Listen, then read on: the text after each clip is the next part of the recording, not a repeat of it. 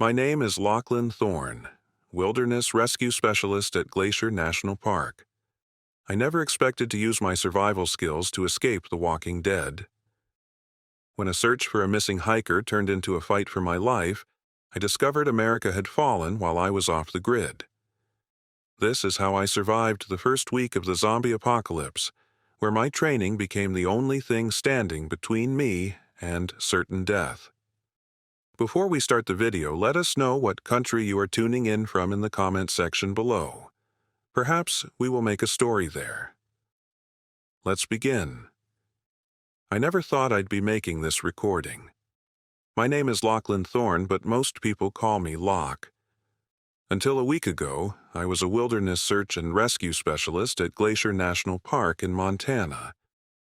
Now I guess I'm just a survivor, like whoever's watching this. I'm making this record for anyone still out there. Maybe my experience can help you stay alive, or at least understand what happened during those first critical days when everything fell apart. I've spent 8 years in the Park Service, with the last 3 specializing in search and rescue operations. I've tracked lost hikers through blizzards, coordinated evacuations during forest fires, and survived in the wilderness for weeks at a time with minimal supplies. Never thought those skills would become the difference between life and death.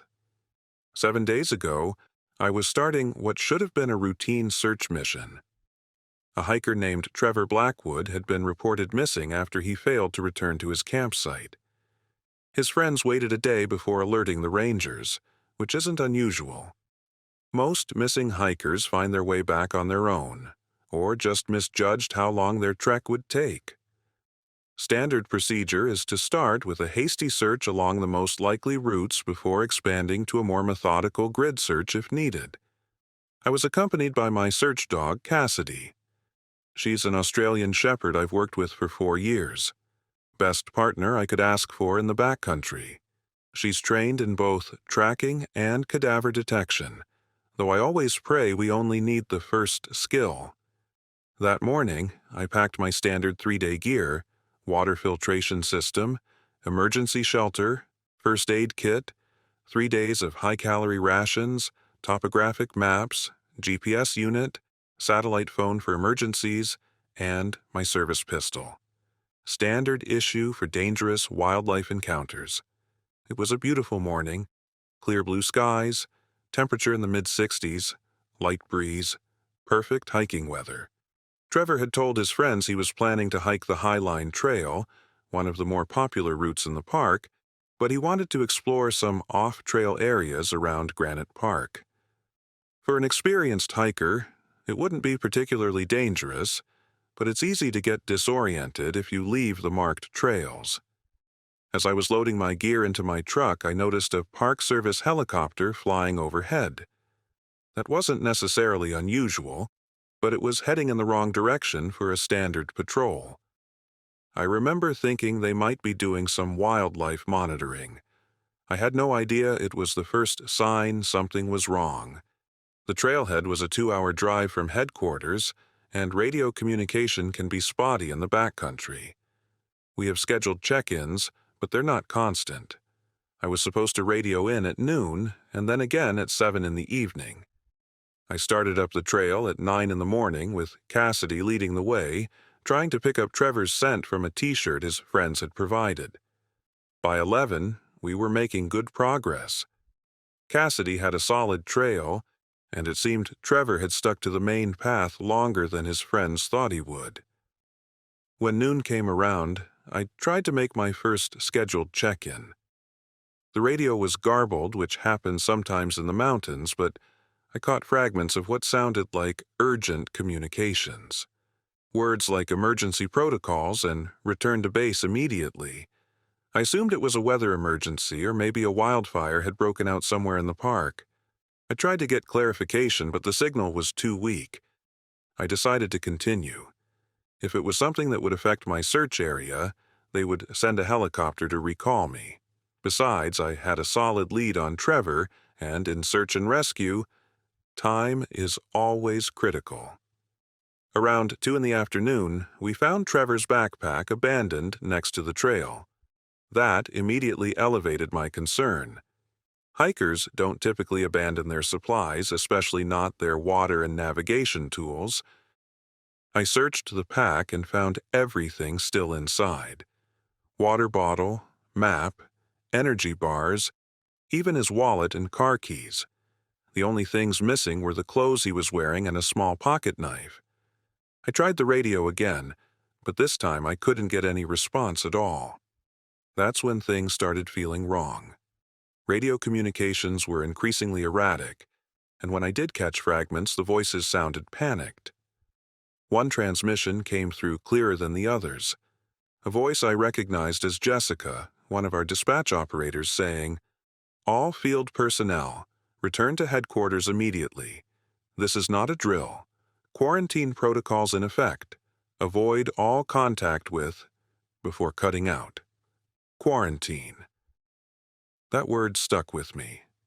It didn't make sense in the context of a wildfire or weather emergency, but I still had a missing hiker to find, and now I was genuinely concerned for his safety.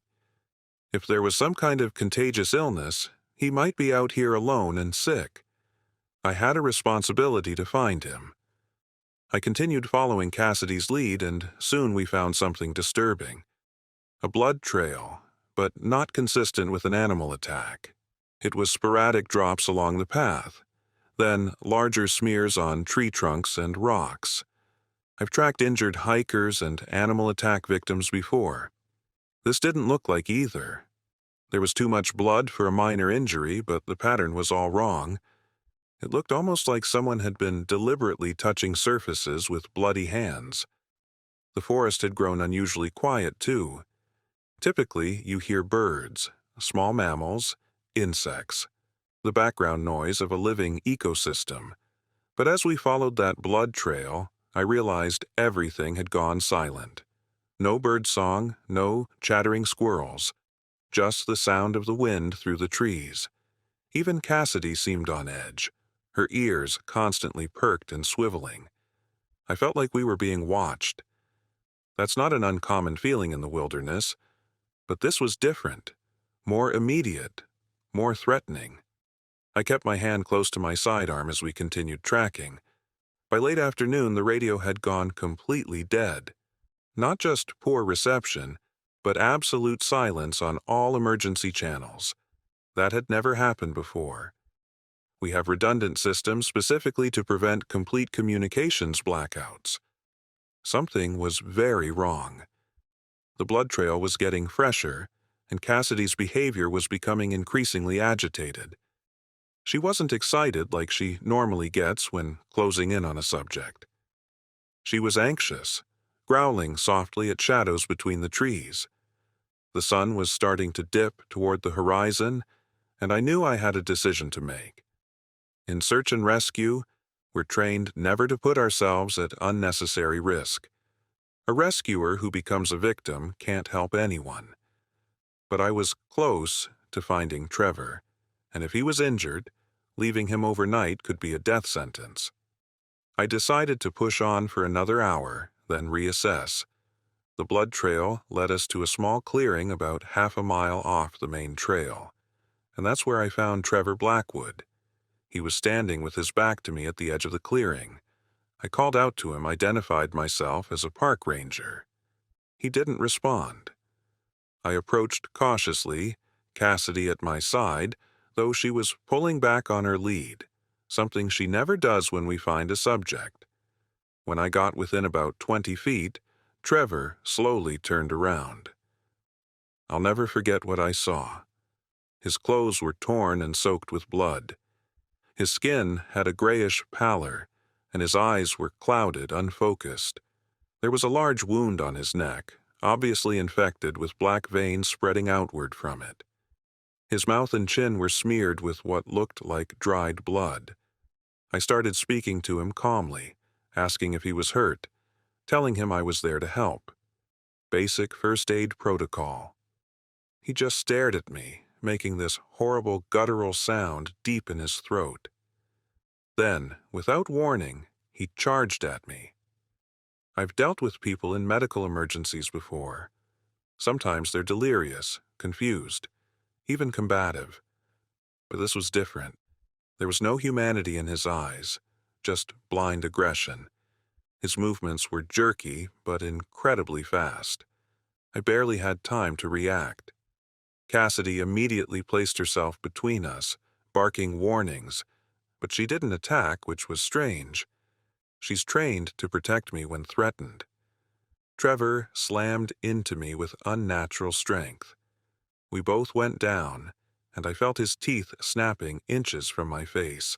His strength was impossible. He was an average-sized man who should have been weakened by his injuries and exposure, but it took everything I had just to keep him from tearing into me. I managed to shove him off and scramble back, drawing my sidearm and ordering him to stay down. He just kept coming. No reaction to the gun, no fear, no self-preservation instinct. Just that mindless aggression. I fired a warning shot, something we're trained to avoid, but I was desperate to snap him out of whatever state he was in. He didn't even flinch at the sound, just kept charging. I had no choice. I aimed for his leg, thinking I could incapacitate him without lethal force. The shot hit, tore through his thigh. It should have dropped him immediately. It didn't. He stumbled slightly but kept coming. I fired again, center mass this time, a shot that should have been immediately incapacitating. He staggered but kept moving forward. It wasn't until my third shot, which hit him in the head, that he finally went down. I rushed to provide first aid, even though I knew it was too late. Training takes over in those situations. But as I approached his body, I realized something was profoundly wrong. The blood seeping from his wounds was dark, almost black, and had a thick, congealed consistency unlike anything I'd seen before. The smell was overwhelming, like advanced decay, though he couldn't have been dead more than a few minutes. I searched his pockets for identification, anything that might explain what had happened to him. There was nothing useful, just a hotel room key and a crumpled receipt from a gas station. I backed away from the body, suddenly very aware of how exposed we were as darkness began to fall. I made the decision to make camp for the night, but there was no way I was staying near Trevor's body. I hiked about a mile away, found a defensible position on a small ridge with good visibility in all directions, and set up my emergency shelter. Normally, I'd build a fire, but something told me to avoid drawing attention. That instinct probably saved my life. I couldn't sleep. I kept replaying the encounter in my mind, trying to make sense of what I'd seen. People don't keep moving after taking shots that would incapacitate anyone else. And that look in his eyes, that wasn't illness or delirium. It was something else entirely, something I'd never seen before. Throughout the night, I kept trying the radio, cycling through all frequencies, emergency channels, even AM/FM bands. Nothing but static. As the night wore on, I heard sounds in the forest that made my skin crawl. Not animal sounds, not human sounds either. Just wrong. Distant at first, then occasionally closer. Cassidy stayed alert the entire night, growling softly at the darkness. She's never behaved that way before, and she's encountered bears, mountain lions, all manner of predators. By first light, I knew I needed to get back to Ranger headquarters as quickly as possible. Whatever was happening, I needed information and backup. I broke camp earlier than I normally would, packed everything with military precision, and plotted my route. Standard procedure would be to return along the trail, but something told me to avoid the established paths. I opted for a more difficult route through denser forest, where I could move with less chance of being spotted. Cassidy was still acting strangely, constantly alert, occasionally growling at nothing I could see. She's trained to track people, but now she seemed to be actively trying to avoid them. I trusted her instincts and followed her lead when she diverted from our path several times. About 2 hours into our journey back, Cassidy froze, her hackles raised. I immediately took cover behind a large pine and watched. Through a break in the trees about 100 yards ahead, I saw movement. 3 figures walking with an odd, shuffling gait.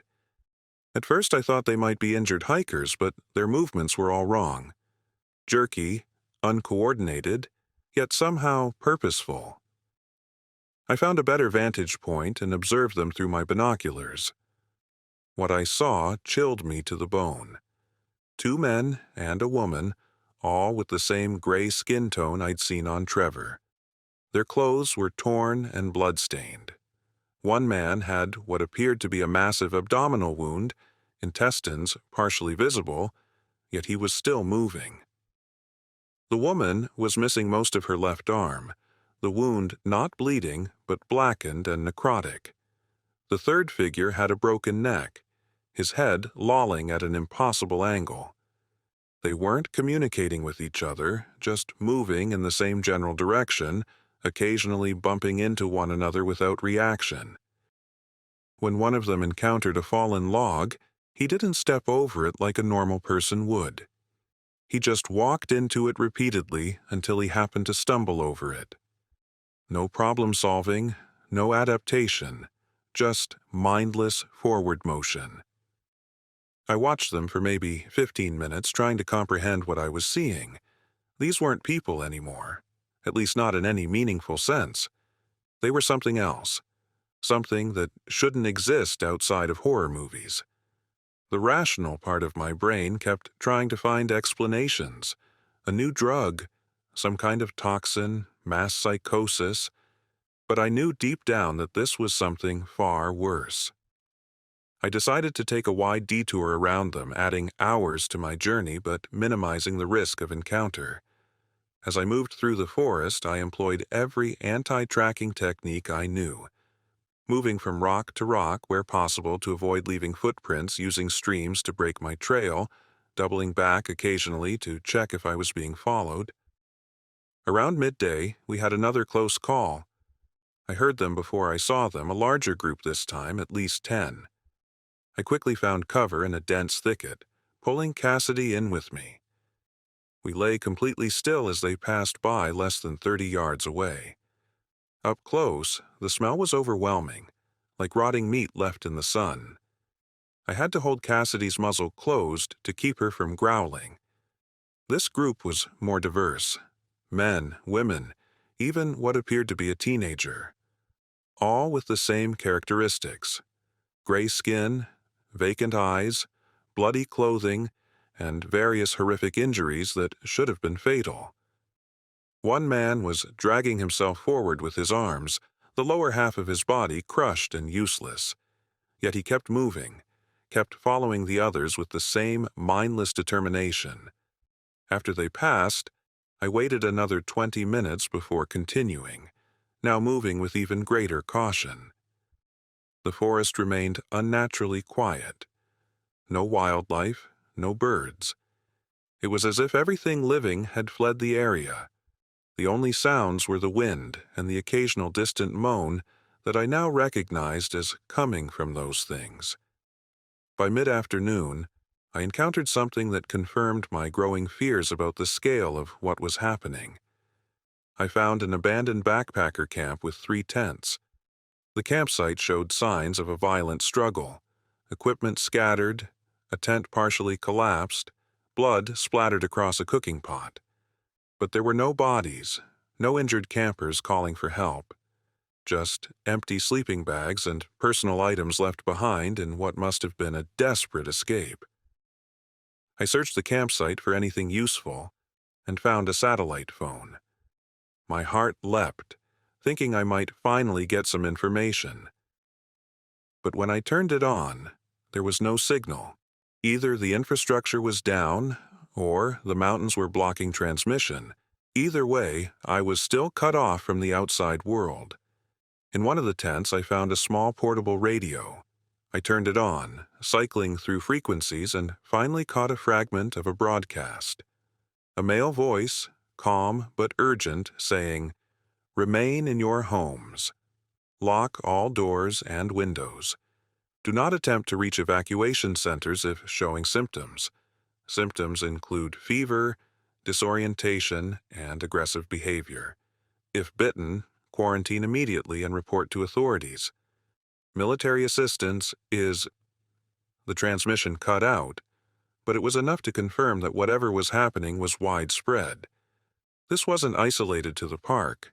This was everywhere. I gathered what supplies I could carry, including some freeze-dried food and extra ammunition from a hunter's pack, and continued toward Ranger headquarters with a growing sense of dread. As I got closer to the more developed areas of the park, I started seeing smoke rising from the direction of park facilities. Not the controlled burn kind, but the black, oily smoke of structural fires. The air had a faint acrid smell, carrying hints of burning plastic and something else, something worse. I found a vantage point that gave me a view of the valley where the ranger station was located. Through my binoculars, I could see vehicles abandoned on the access road. Some crashed into each other, others just stopped in the middle of the road, doors hanging open. Movement caught my eye near the visitor center, figures shambling between buildings, moving with that same distinctive gait I now recognized all too well. The ranger station itself appeared intact, but there was no sign of normal activity. No rangers on patrol, no maintenance vehicles moving about, just occasional movement of those things, those infected. I watched for nearly an hour, mentally mapping their patterns, looking for blind spots in their wandering paths, planning my approach. The sun was beginning to set, and I knew moving in darkness would give me an advantage. These infected didn't seem to use tools or employ tactics, they just reacted to stimuli. If I was quiet and stayed downwind, I might be able to reach the station undetected. I needed information, supplies, and hopefully a working communication system more powerful than my handheld radio. I waited until dusk, then began a careful approach, using natural cover and moving only when the infected were facing away. Cassidy stayed close, her training overcoming her fear. Every few minutes I would stop and listen, making sure we weren't drawing attention. The closer we got to the station, the more infected we saw. Most wore civilian clothes, likely visitors who had been at the park when whatever this was broke out. But I also saw ranger uniforms among them, people I might have worked with now reduced to these mindless things. At the edge of the ranger station compound, I paused behind the maintenance shed, observing the main building. The windows were dark, some broken. The front door was ajar. Blood smears marked the white walls near the entrance. I counted at least 7 infected in the immediate vicinity, wandering aimlessly around the parking lot and nearby buildings. I needed a distraction to draw them away from the entrance. In my pack, I had a small container of bear spray, primarily defensive but useful in this situation. I took a park service vehicle key from my pocket, one that would unlock any of the maintenance trucks. If I could reach the truck parked about 50 yards away, I could trigger its alarm, drawing the infected in that direction while I slipped into the main building. The plan was risky, but I had no better options. I waited until the nearest infected had shambled around the corner of the building, then moved quickly but quietly toward the maintenance truck, keeping low and using vehicles for cover. Cassidy followed silently, a shadow at my heels. I reached the truck without incident, carefully inserted the key in the door lock, then prepared the bear spray in my other hand. I would trigger the alarm, immediately spray the canister to mask our scent and buy a few extra seconds, then make a dash for the main building while the infected were distracted. I took a deep breath, steeled myself, and executed the plan. The truck alarm blared across the compound, unnaturally loud in the quiet evening. I sprayed the bear spray in a wide arc, creating a noxious cloud, then ran for the main building, Cassidy right beside me. The infected all turned toward the noise, moving with surprising speed toward the truck. I reached the main entrance, slipped inside, and quietly pulled the door closed behind me. The interior was dark and still. I stood motionless, letting my eyes adjust, listening for any movement. Nothing. The reception area was a mess of overturned furniture and scattered papers, but empty of infected, at least for the moment. I needed to work quickly. First priority, secure the building. Second, find information about what was happening. Third, gather supplies and make a plan. I moved through the ranger station methodically, clearing each room before proceeding to the next. The power was out, so I used my flashlight sparingly, just enough to navigate safely. The administrative offices were empty, though signs of a hasty evacuation were everywhere. Half-empty coffee mugs, personal items left behind, a jacket still hanging on a chair. Whatever happened, it happened fast. When I reached the main operations room, I found the first concrete evidence of what we'd been dealing with. Taped to the wall was an emergency bulletin from the CDC marked URGENT and CONFIDENTIAL, dated just one day before. It outlined infection containment protocols and included phrases like unknown pathogen, extreme aggression in infected individuals, and bite transmission confirmed. There was a section titled Infection Progression that detailed symptoms: fever and disorientation within 1 to 2 hours of bite, aggressive behavior within 4 to 6 hours, complete loss of higher brain function and death of host within 12 to 24 hours, followed by reanimation of motor functions within 30 to 60 minutes of death. I read that last part several times, trying to process what it meant. Reanimation after death. It sounded impossible, like something from a horror movie, not a government document. But it matched exactly what I'd seen in the forest. Trevor, the backpacker, had died and come back as something else, something that wasn't human anymore. Next to the bulletin was a map of the United States with red markers indicating outbreak locations. Almost every major city was marked, with the highest concentration along the east and west coasts. Montana had fewer markers, but there were still red dots over Missoula, Great Falls, and other population centers. A handwritten note at the bottom of the map read, "Last update, 0600 hours. Comms failing nationwide." I continued searching the building, moving toward the security office where we kept the emergency supplies and weapons. The door was locked, which was a good sign. I used my key to open it and found the room undisturbed. The gun safe was open, and most of the weapons were gone, but there was still a hunting rifle with a scope and several boxes of ammunition. I took them along with emergency rations, a more powerful flashlight, spare batteries, and a first aid kit. As I was preparing to leave the security office, I heard a sound from the supply closet across the hall. A thumping, followed by a familiar guttural moan. I approached cautiously, weapon ready. Through the small window in the door, I could see someone inside pounding against the door. It was Mike Sullivan, one of our senior rangers, or rather, what was left of him. Mike's uniform was soaked with blood from a massive neck wound. His skin had that same grayish tone I'd seen on the others, his eyes clouded and unseeing. When he saw me through the window, he became more frenzied, throwing himself against the door with increased force. The door was solid and locked from the outside. Someone had contained him. Seeing Mike like that hit me hard. We'd worked together for years. He was experienced, cautious, not the type to get caught off guard. If this thing could take him down, none of us were safe. I considered putting him out of his misery, but a gunshot would attract every infected in the area. I made the difficult decision to leave him contained and continued my search. In the Chief Ranger's office, I found more answers. Robert Johnson, our chief, had left a handwritten note addressed to any surviving park personnel. It read, "Military containment has failed. Major cities are overrun. Safe zones being established in remote areas.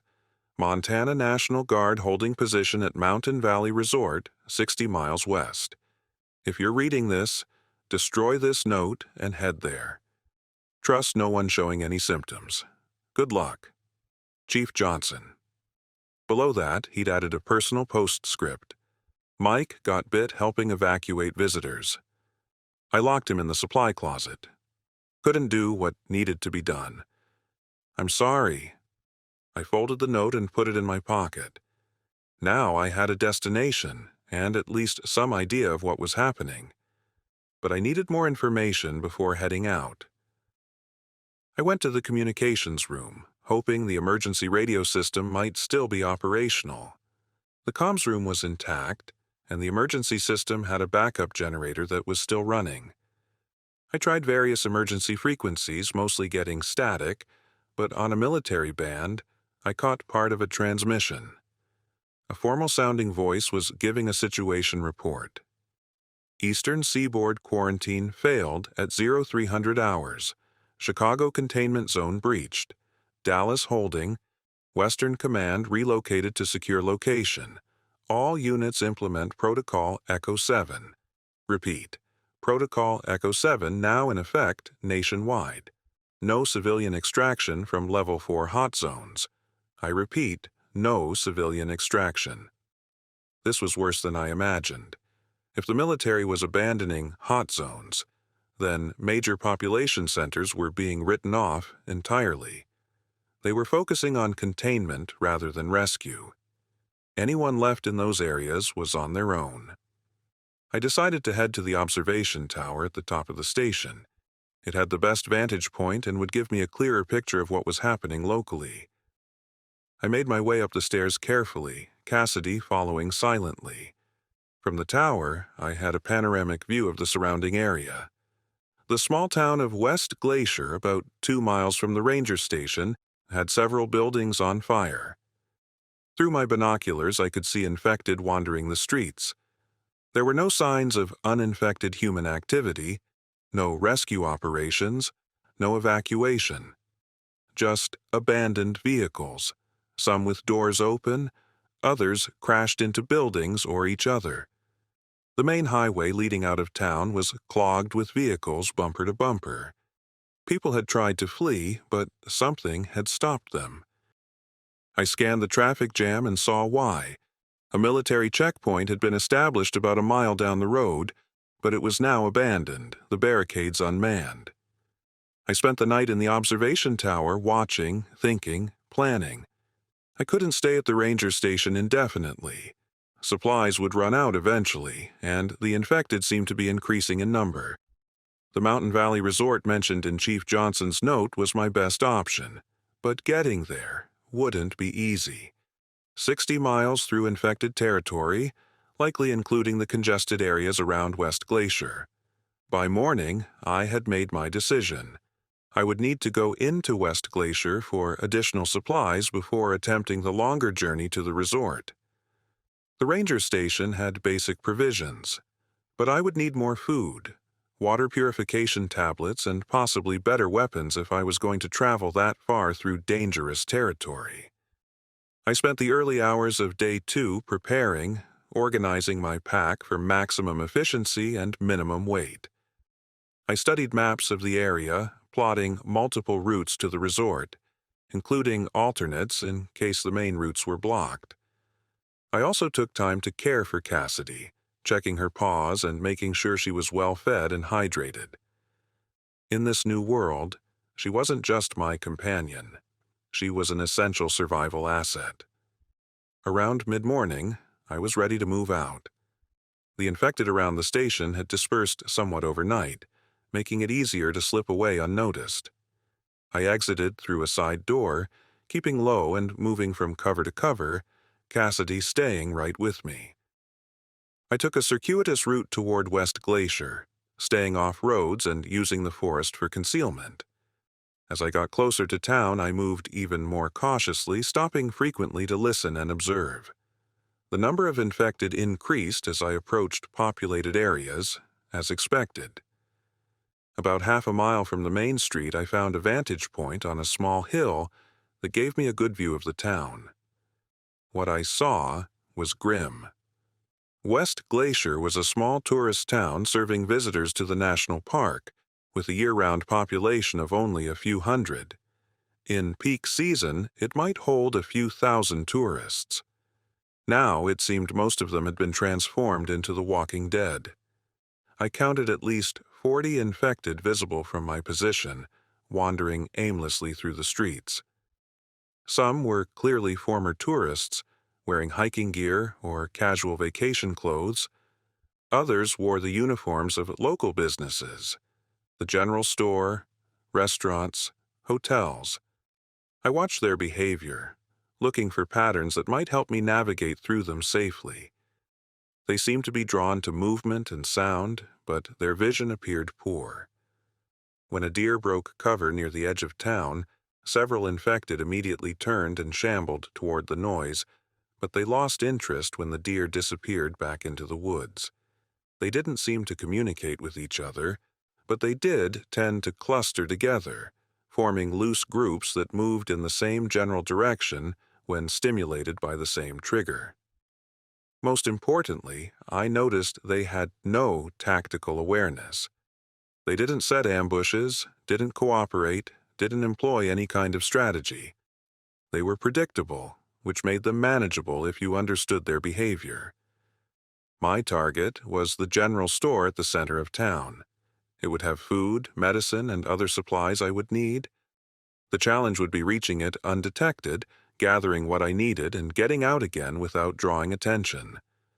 One infected I could handle quietly. A group of them would be a serious problem. I spent an hour observing the town, memorizing the movements of the infected, identifying potential hiding spots and escape routes. Then I formulated a plan. There was a back entrance to the general store through a loading dock. If I could approach from the forest line behind the building, I might be able to enter unseen.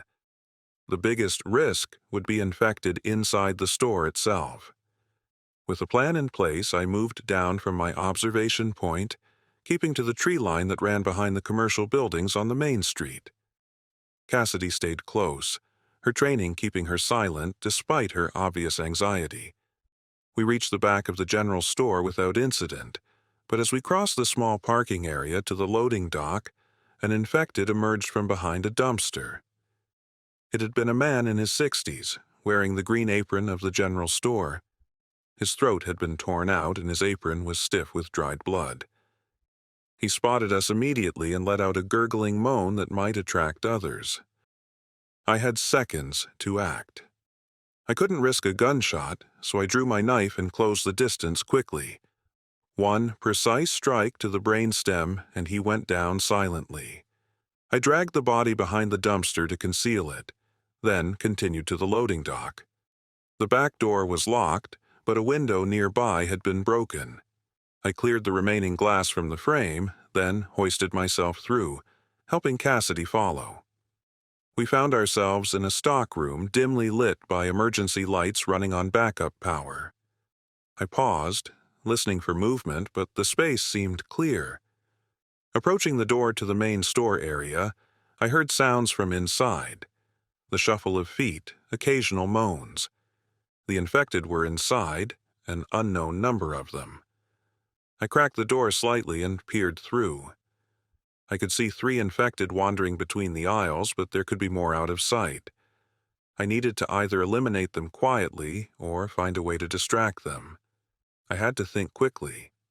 The store had a small office with security monitors near the front, and if I could reach it, I'd have a better view of how many infected were inside.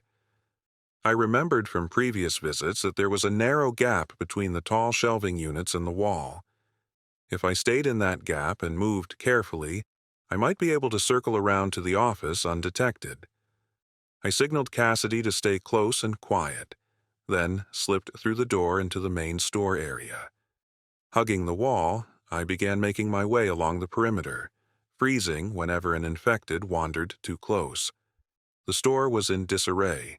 Shelves partially emptied, products scattered across the floor, evidence of panicked looting. The gap between the shelves and wall was tight but navigable. I moved slowly, controlling my breathing, watching the infected through gaps in the merchandise. There were 5 in total, all in various states of decay. One was missing an arm, another had a gaping chest wound. But they all moved with that same mindless purpose, wandering without direction until something caught their attention. I was about halfway to the office when I heard a sound that made my blood run cold. A human voice, a young female voice whispering urgently from somewhere in the store. "Is someone there? Please help me."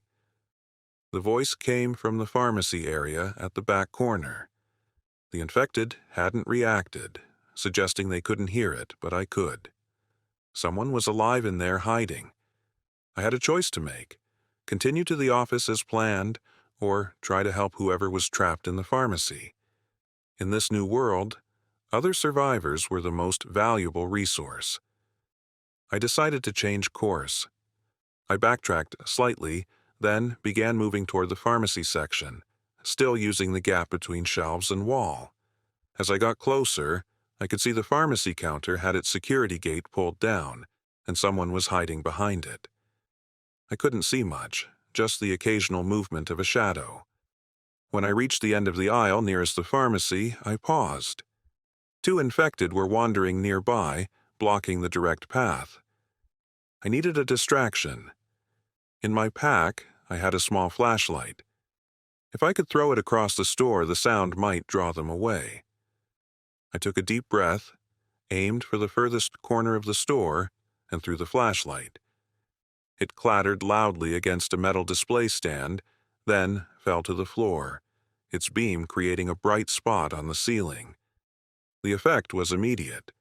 All 5 infected turned toward the noise and light, shambling across the store to investigate. I seized the opportunity, moving quickly but quietly to the pharmacy counter.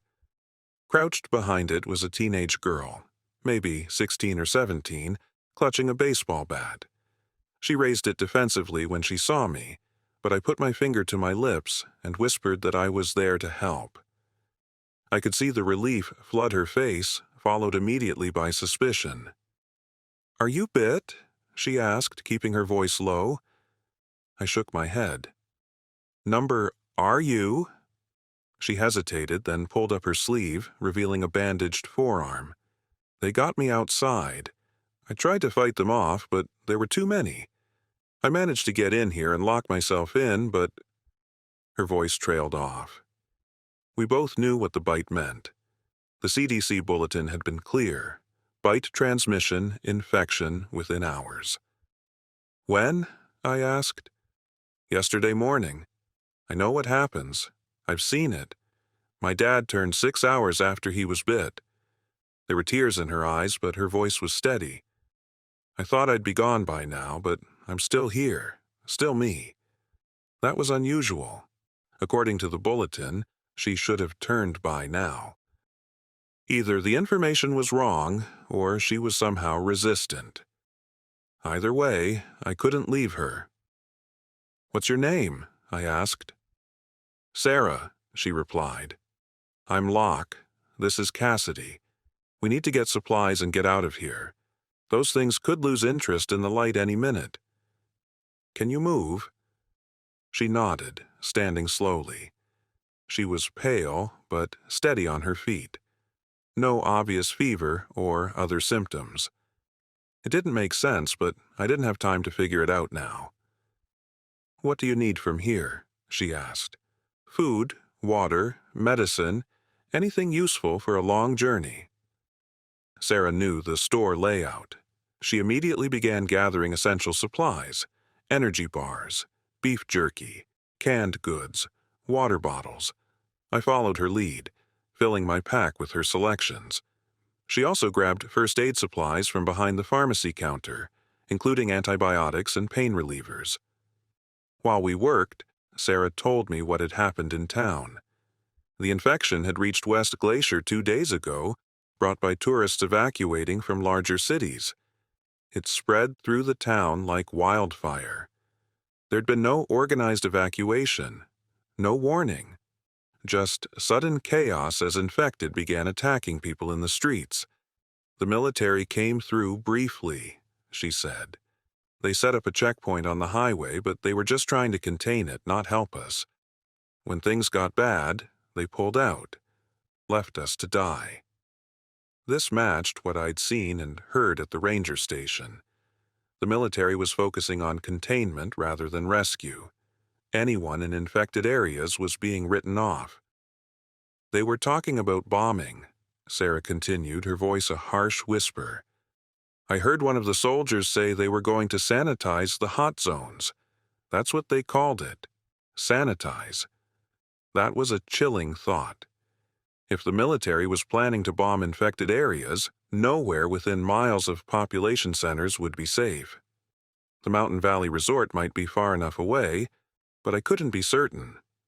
As we finished gathering supplies, I asked Sarah the question I'd been avoiding. You should have turned by now. Why do you think you haven't? She pulled back her bandage, showing the bite. It was red and inflamed, but not showing the black veins I'd seen in infected wounds. I don't know. My mom was a nurse. She always said I had a weird immune system. I never got the flu, even when everyone at school had it. Natural immunity. It seemed impossible, but here she was, a day after being bitten, still human. If some people were naturally resistant to the infection, that could change everything. It might be the key to a vaccine, a cure, but that was thinking too far ahead. Right now, we needed to focus on immediate survival. We should move soon, I said. Is there anything else you need from here? Sarah nodded. Weapons. There's a gun case at the front. The owner kept hunting rifles there. The gun case was visible from our position, near the front registers. Unfortunately, so were 3 of the infected, still clustered around my flashlight, which had now gone dark. We'd need another distraction. Sarah had an idea. She pointed to the emergency exit at the side of the building. That door has an alarm. If we open it, they'll all go to the noise. We can grab the guns and go out the back way. It was risky.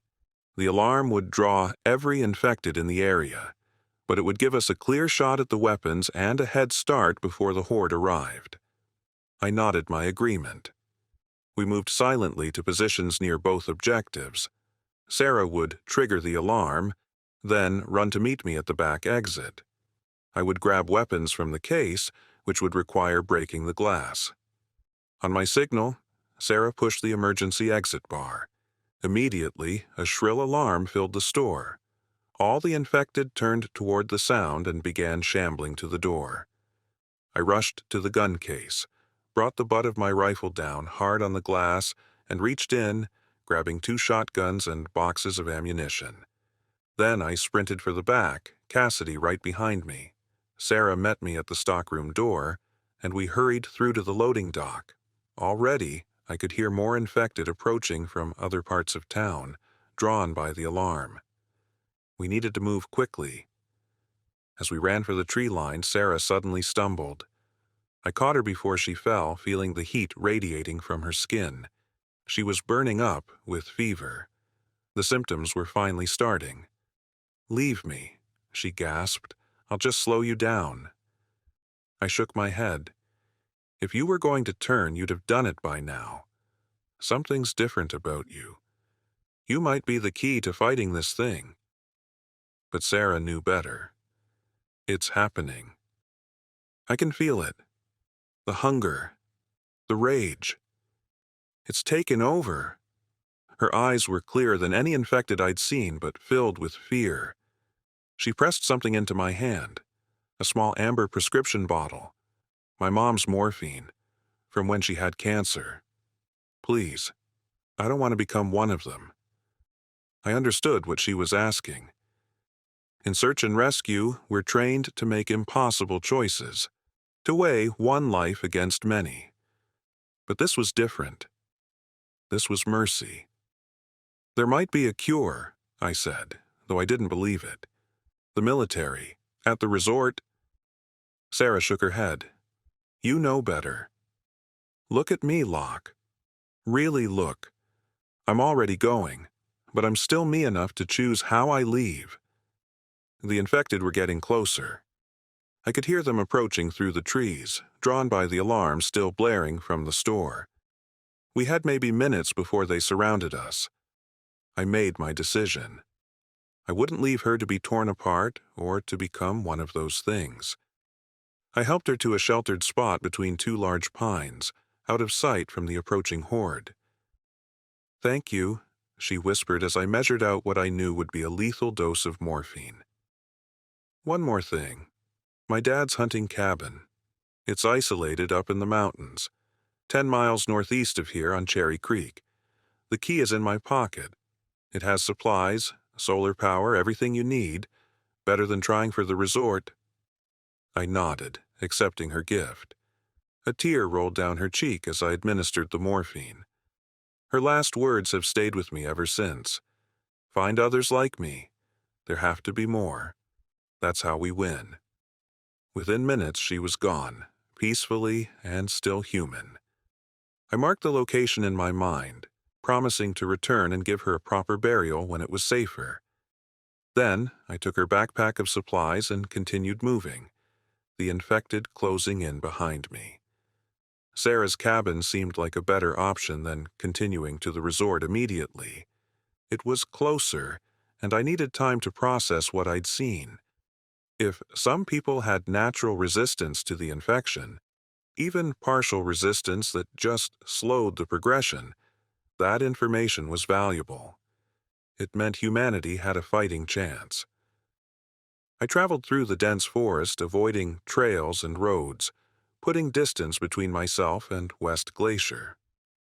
By late afternoon, I'd covered about 5 miles, heading northeast toward the coordinates Sarah had given me. The further I got from town, the fewer infected I encountered, though I still had to hide or detour around small groups occasionally. As the sun began to set, I started looking for Sarah's cabin. Cherry Creek was a small tributary I was familiar with from my work in the park. The cabin would likely be set back from the water, hidden among the trees. Finding it in the fading light would be challenging, but not impossible for someone with my tracking skills. I found Sarah's cabin just before nightfall. It was well hidden among a thick stand of pines, set back about 100 yards from Cherry Creek. From the outside, it looked like a typical hunting cabin, rustic and unassuming. But inside, it was surprisingly well equipped. Her father had been serious about preparedness. The cabin had a main room with a small kitchen area and wood stove, a bedroom, and a storage room packed with supplies. Solar panels on the roof connected to a battery system that provided basic electricity. There was a hand-pumped well for fresh water, a propane-powered refrigerator, and enough canned and dried food to last for weeks. Most importantly, it had sturdy doors, shuttered windows, and was far enough from any trails or roads that infected were unlikely to stumble upon it. I secured the perimeter before fully settling in, setting up simple alarm systems using fishing line and cans around the approaches to the cabin. Then, I took stock of what I had and what I'd found. Between my supplies and Sarah's, I was in good shape for short-term survival. The cabin even had a small radio that ran off the solar system. That night, I tried all frequencies on the radio, hoping to pick up any emergency broadcasts. Most channels had nothing but static, but on a few I caught fragmented transmissions. Military communications, emergency management broadcasts, even some civilian radio operators. The picture they painted was grim. Major cities across the country were completely overrun. The infection had spread far faster than anyone anticipated. The military had established quarantine zones around some smaller cities and towns, but many of those were failing as well. The government had fallen back to hardened bunkers and military command was in disarray. Various units were operating independently, some still trying to save civilians, others focused solely on containing the spread. One transmission mentioned firebombing operations in Seattle and Portland. Another reported the collapse of the Eastern Quarantine Zone, with infected now spreading unchecked across states that had previously been considered secure. A military communication referenced something called Protocol Echo 7, which seemed to involve abandoning civilian rescue efforts in favor of securing strategic resources and personnel. Most disturbing was a brief exchange I caught between what sounded like military scientists. They were discussing the infection vector, and one of them mentioned that the initial outbreak had occurred simultaneously in multiple locations, suggesting it wasn't a natural event. Before they could elaborate, the transmission cut out. I spent day 3 securing the cabin and learning its layout. I found a hidden gun safe in the bedroom closet, which Sarah's key also opened. Inside were 2 hunting rifles, a shotgun, and several boxes of ammunition. There was also a detailed map of the area with hunting blinds, water sources, and game trails marked. This would be invaluable for navigation and hunting. In a desk drawer, I found a journal belonging to Sarah's father. The final entries described the initial outbreak. He'd been in Kalispell when it started and had seen firsthand how quickly the infection spread. He'd tried to reach his family in West Glacier but got caught in the chaos.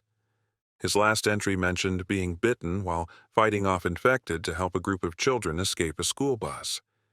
He knew what would happen to him and had decided to end things on his own terms rather than put his family at risk. He never made it back to the cabin. The journal also contained something interesting: observations about the infected. Sarah's father had been a biology teacher, and his scientific mind had remained active even as the world collapsed around him. He noted that the infected seemed to operate on basic instincts, primarily responding to sound and movement. They had poor vision, especially in low light, but an acute sense of hearing. They didn't seem capable of problem-solving or tool use. Most importantly, he observed that they were drawn to each other, forming larger groups over time. This last observation concerned me. If the infected naturally gathered into hordes, areas that initially had only a few might eventually be swarming with them as more wandered in from surrounding regions. Nowhere would stay safe indefinitely. On day 4, I expanded my security perimeter, setting up observation points in the surrounding forest. From a tall pine near the cabin, I had a clear view of the valley below. I could see small groups of infected moving along the main road several miles away, but none seemed to be heading in my direction. I also took time to train Cassidy for our new reality. She was already an excellent search dog, but now I needed her to warn me of infected without barking. I worked with her on silent alerts, teaching her to signal by placing her paw on my leg when she detected the particular scent of the infected. She learned quickly. Search dogs are selected for intelligence, and Cassidy was exceptional even by those standards.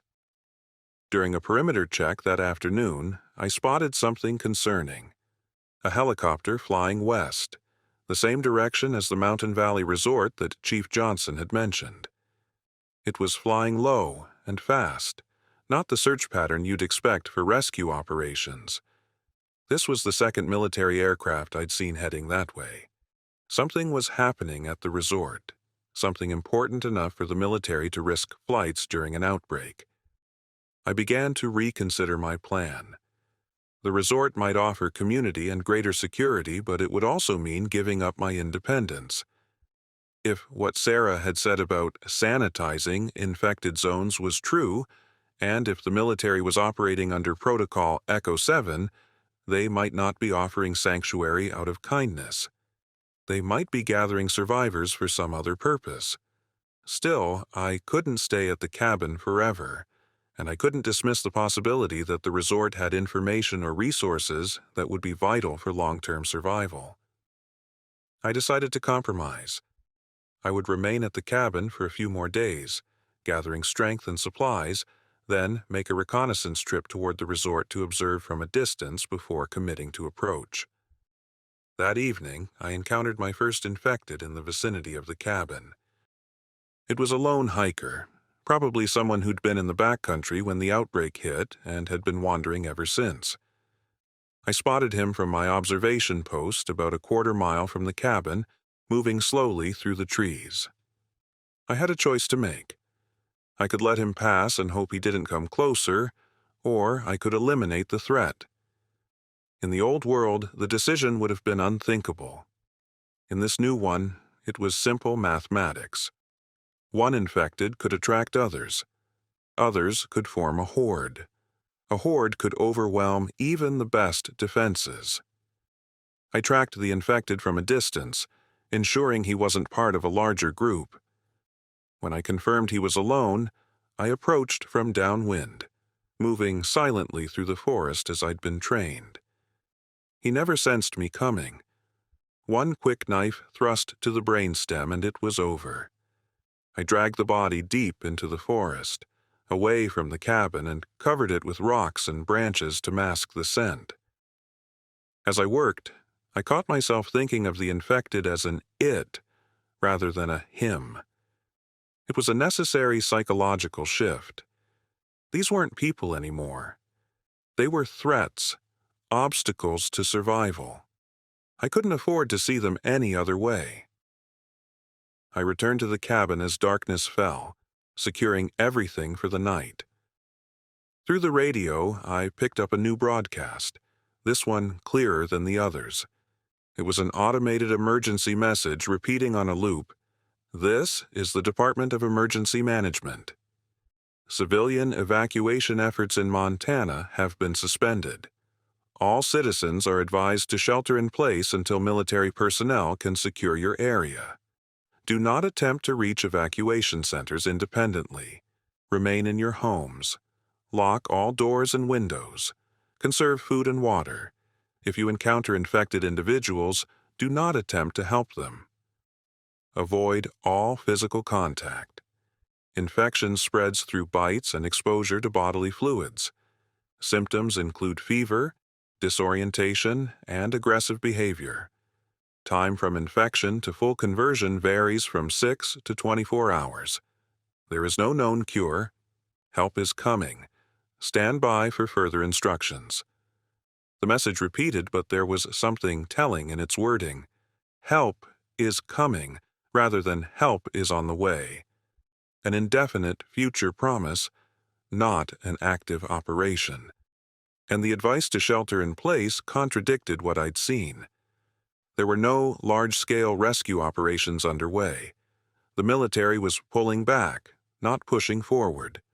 The broadcast ended with a timestamp from 3 days ago. Nothing had been updated since then. The automated system was still running, but whoever was supposed to update the information was gone. I spent that night planning my next moves. The cabin was secure for now, but I needed to think longer term. If I decided against going to the resort, I would need to make this place more sustainable. That meant setting up systems for collecting rainwater, planting a garden, hunting and preserving meat, and establishing better defenses. If I did go to the resort, I needed a contingency plan in case it wasn't what Chief Johnson believed it to be. An escape route, a cache of supplies hidden along the way, alternatives if the community proved dangerous or was overrun. By morning, I had made my decision. I would stay at the cabin for 3 more days, fortifying it as best I could. Then, I would make a reconnaissance trip to the resort, traveling light and fast, observing from a distance before making contact. If the resort seemed safe, I would return to the cabin, collect my supplies, and relocate there permanently. If not, I would fall back to the cabin and focus on self-sufficiency. That day, I began implementing my plan. I set up rain barrels to collect water from the cabin's roof. I inventoried all food supplies and calculated how long they would last with careful rationing. I explored the surrounding area, identifying the best hunting grounds and places to forage for edible plants. I reinforced the cabin's doors and windows with additional lumber I found in a small shed behind the building. While working outside, I caught sight of something that changed everything. A column of dark smoke rising from the direction of West Glacier, much larger than could be explained by the scattered fires I'd seen before.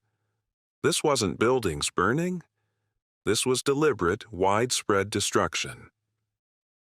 I climbed to my observation post in the tall pine and used my binoculars to get a better view. What I saw confirmed my worst fears.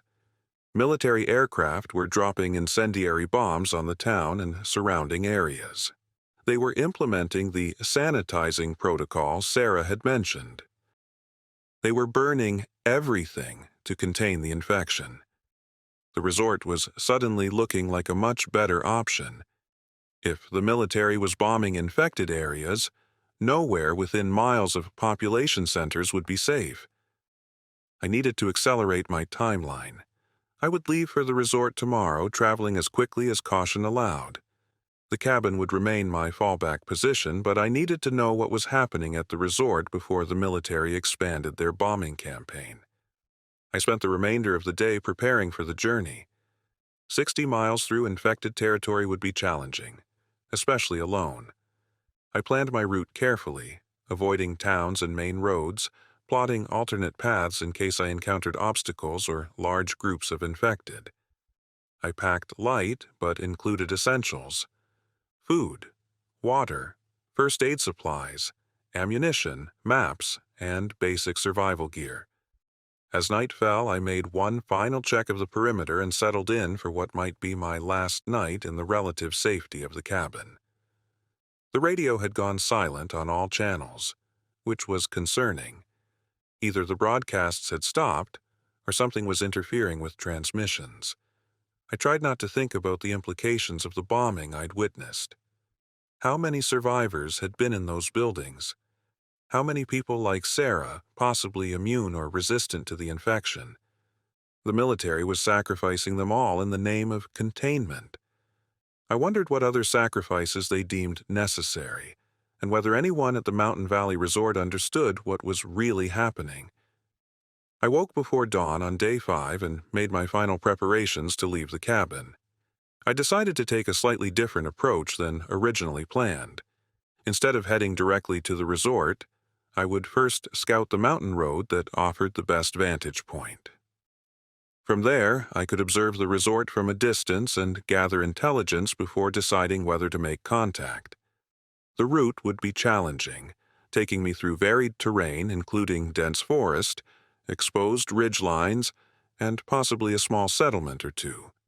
I estimated the journey to the observation point would take most of the day if I moved cautiously, which was the only sensible way to move in this new world. I secured the cabin carefully before leaving, hiding any signs of recent habitation. If I needed to return, I didn't want anyone else, infected or human, to have found it in my absence. I left most of my heavier supplies cached in the cabin, but took enough for 3 days on the move. Cassidy seemed to understand the importance of our mission, staying close and alert as we set out in the gray pre-dawn light. The first few hours were uneventful. We moved through familiar forests, the kind of terrain I'd navigated countless times during search and rescue operations. I kept us away from trails and roads, using natural features for navigation. Cassidy was invaluable, her senses far sharper than mine, alerting me to potential threats well before I would have detected them myself. Around mid-morning, we needed to cross a small highway that cut through the mountains. I approached it cautiously, using a drainage ditch for cover as I assessed the situation. The road was littered with abandoned vehicles, some with doors standing open, others crashed into guardrails or each other. Evidence of panic and hasty evacuation was everywhere. What concerned me more were the infected. There were perhaps 20 visible from my position, scattered among the vehicles. They moved aimlessly, occasionally bumping into cars or each other, but showed no purpose or direction, until something caught their attention, that is. As I watched, a deer emerged from the forest about 100 yards up the road. Immediately, every infected in sight turned toward it, moving with that unsettling single-mindedness they displayed when stimulated. The deer froze momentarily, then bolted back into the trees with the infected in stumbling pursuit. This was our opportunity.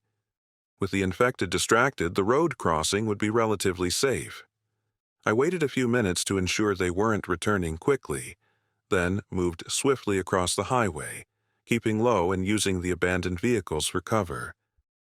Cassidy followed silently, her training overcoming her natural instinct to bark at the strange scents. Once across, we continued through dense forest for several more hours. The terrain began to climb steadily as we approached the mountain that would give us our vantage point of the resort. The higher elevation meant thinner tree cover, which offered better visibility but also meant we would be more exposed if any infected or hostile humans were in the area. Around mid-afternoon, we reached a ridge that gave me my first distant view of the valley where the Mountain Valley Resort was located. I couldn't see the resort itself yet, as it was still hidden behind another ridgeline, but I could see the main access road winding through the valley. Even from this distance, I could tell something significant was happening there. Military vehicles moved along the road in both directions, not the haphazard movement of evacuation, but the ordered convoys of an active operation.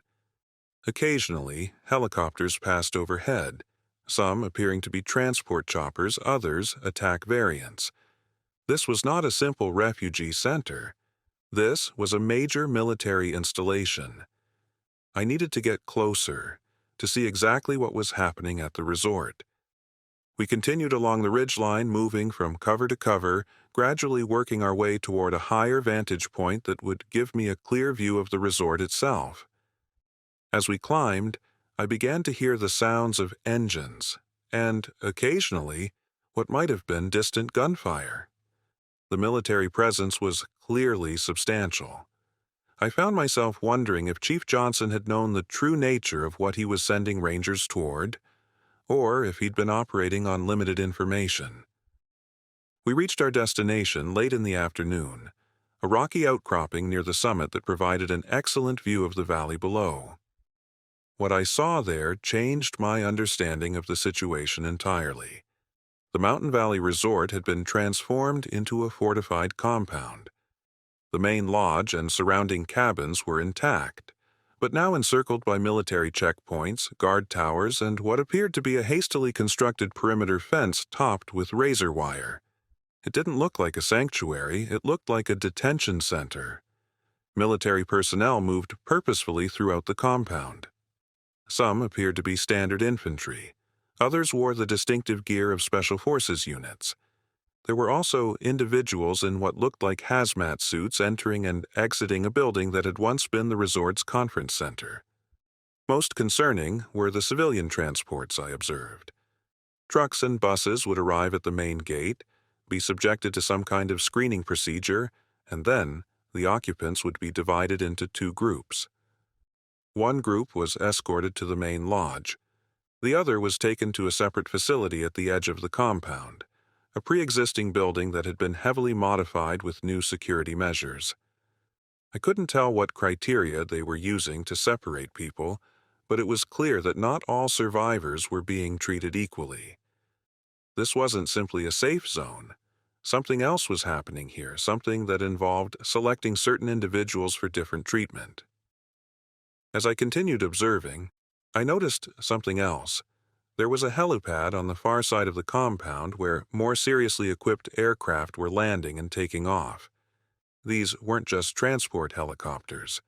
These were medical evacuation choppers, and they appeared to be transporting people or materials away from the resort to some other location.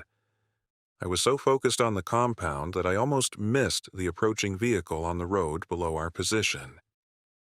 It was a military Humvee, moving slowly up the mountain road, almost directly toward us. I quickly backed away from the edge, pulling Cassidy with me, and found cover behind a large boulder. The Humvee stopped about a quarter-mile below our position. 4 soldiers exited the vehicle and began setting up what looked like surveillance equipment. They were establishing an observation post, possibly as part of the perimeter security for the compound. This complicated matters. I had planned to observe the resort until nightfall, then make my way back to the cabin to consider my options. Now, with military personnel setting up so close to our position, we risked being discovered if we moved carelessly. I weighed our options. We could wait until dark and then attempt to slip past them, but if they had night vision equipment, that might actually increase our risk of detection. We could try to circle around them, taking a much longer route back, but that would mean traveling unfamiliar terrain in darkness. Or we could try to move now, using the abundant natural cover, before they completed setting up their equipment. I chose the third option. While they were still focused on their setup, we began slowly moving laterally along the ridgeline, staying low and using every available bit of cover. It was slow, painstaking work, but gradually we put distance between ourselves and the soldiers. Once I judged we were far enough away, we began our descent down the opposite side of the mountain from where we had climbed up. This wasn't my planned route, but it would eventually lead us back toward the cabin, albeit by a more circuitous path. As we moved through a particularly dense patch of underbrush, Cassidy suddenly froze. Her ears perked forward. I immediately went still, listening intently. At first I heard nothing, but then caught the faint sound of voices. Human voices, not the moans of infected. I crept forward, signaling Cassidy to stay close. Through a gap in the trees, I could see a small clearing about 50 yards ahead. In it was a pickup truck, stopped on a narrow dirt road I hadn't known was there. A family stood beside it, a man, a woman, and 2 children, a boy about 10 and a girl perhaps 7 or 8. They appeared to be having engine trouble.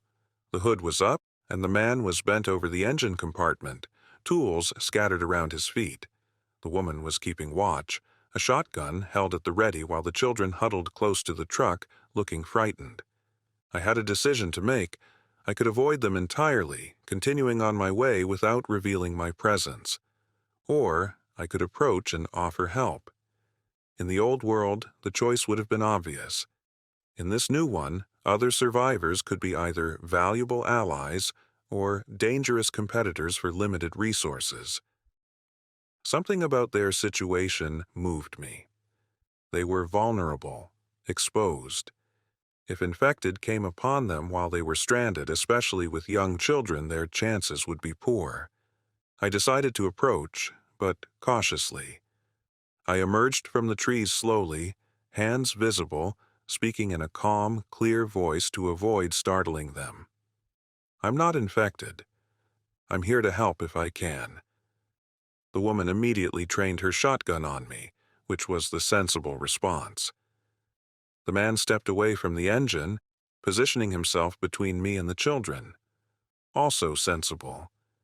"Stay where you are," the woman said. "Are you alone?" "Just me and my dog," I replied, whistling softly for Cassidy to join me. Her presence seemed to reassure them slightly. Infected don't keep canine companions. "What's wrong with your truck?" I asked, maintaining my distance. The man hesitated, then replied, "Fuel pump, I think. It just died on us about an hour ago." I nodded.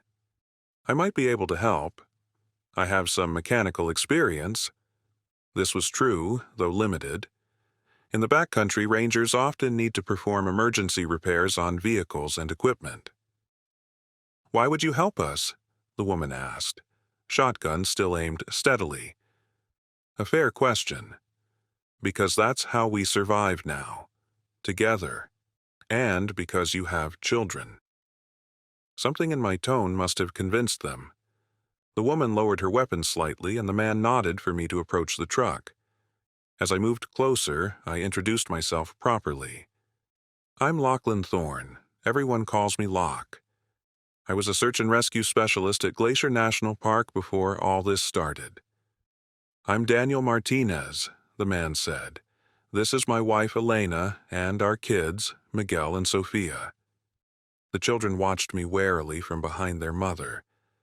I examined the truck engine, asking Daniel questions about when it had died and what he'd already checked. It didn't take long to confirm his diagnosis. The fuel pump had failed, and they didn't have a replacement. "Where are you headed?" I asked as I wiped my hands on a rag.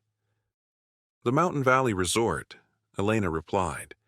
"We heard there's a safe zone there, military protection. Is that where you're going too?"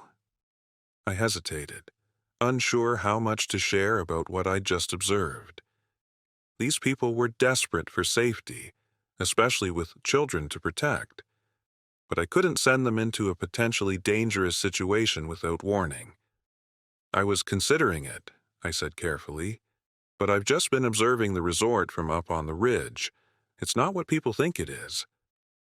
I explained what I'd seen: the military fortifications, the separation of arrivals into different groups, the heavily secured facility where some people were being taken. "They're sorting people somehow," I concluded. "I don't know based on what criteria, but not everyone who arrives gets the same treatment." Daniel and Elena exchanged troubled looks. "We heard rumors," Daniel said quietly, "that they're prioritizing people with certain skills or backgrounds. Elena was a combat medic in Afghanistan. We thought that might help us get in." That made sense. If the military was gathering people for some larger purpose, medical personnel would be high-value targets. But it didn't explain the separate facility or why some arrivals were being treated differently. "There's something else you should know," I added. "They've started bombing infected areas. I saw them hit West Glacier yesterday. They're burning everything, trying to contain the spread." This news clearly shocked them. "But there could still be survivors in those towns," Elena protested. "I know. They don't seem to care. Containment is their priority now, not rescue." We fell silent, considering the implications. Finally, Daniel spoke. "What do you suggest we do? We can't stay out here with the children. Our supplies are running low." I made a quick decision. "I have access to a cabin about 10 miles from here. It's secure, well-stocked, off the grid. You're welcome to come with me, at least until we figure out what's really happening at the resort." They didn't need long to consider the offer. With their truck disabled and night approaching, they had few options. We gathered their essential supplies, making sure each person carried only what they could manage for the hike to the cabin. As we prepared to leave, I noticed Miguel, the young boy, looking at me intently. "Are you a soldier?" he asked. I shook my head. "Number just someone who knows how to survive in the wilderness." "Can you teach me?" he asked with surprising determination. I smiled for what felt like the first time in days. "Yes, I can teach all of you."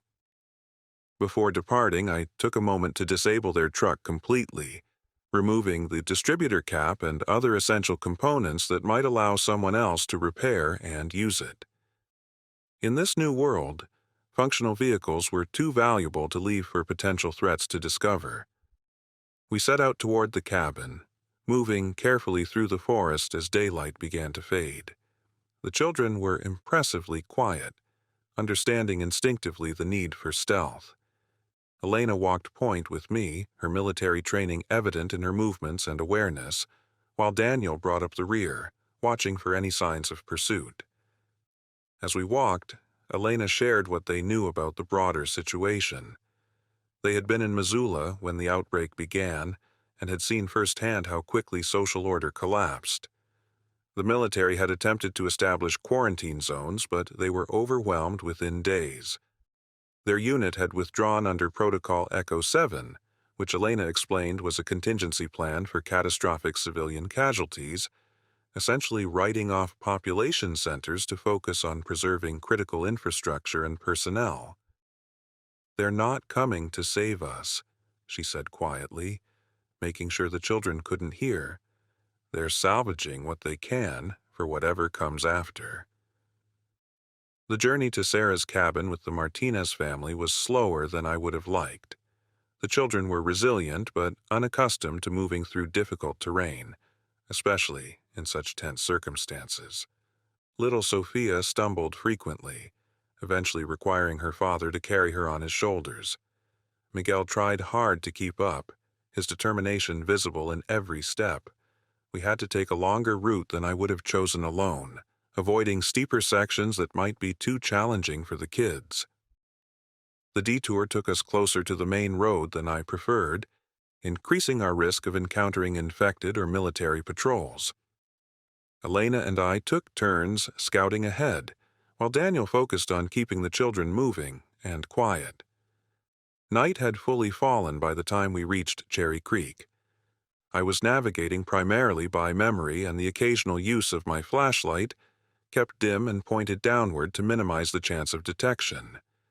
Cassidy was invaluable, her night vision and awareness of our surroundings far superior to my own.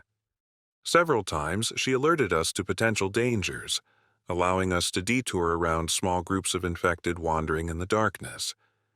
It was nearly midnight when we finally reached the cabin. I approached cautiously, checking for any signs that someone might have discovered it in my absence. Everything appeared untouched. The simple alarm systems I'd set up were undisturbed, and there were no fresh tracks around the perimeter. Once inside, I quickly secured the doors and windows while Elena attended to the exhausted children. Daniel explored the cabin with quiet appreciation, clearly impressed by the setup. "This place is perfect," he whispered. "Defensible, hidden, self-sufficient." I agreed. It belonged to Sarah's father. He was a biology teacher, but clearly had preparedness in mind when he built it. "Who's Sarah?" Miguel asked, overhearing our conversation despite his exhaustion. I hesitated, considering how to respond. These children had already seen enough trauma. "Someone who helped me," I said simply. "She told me about this place." Elena gave me a knowing look over the children's heads. She understood there was more to the story, but also that now wasn't the time to tell it. We settled into the cabin for the night, arranging sleeping areas and taking turns keeping watch. Despite the relative safety of our shelter, none of us felt comfortable letting our guard down completely. The world had changed too drastically, too quickly, for that kind of trust. During my watch shift, I had time to consider our next steps. The information from the Martinez family had confirmed my suspicions about the resort.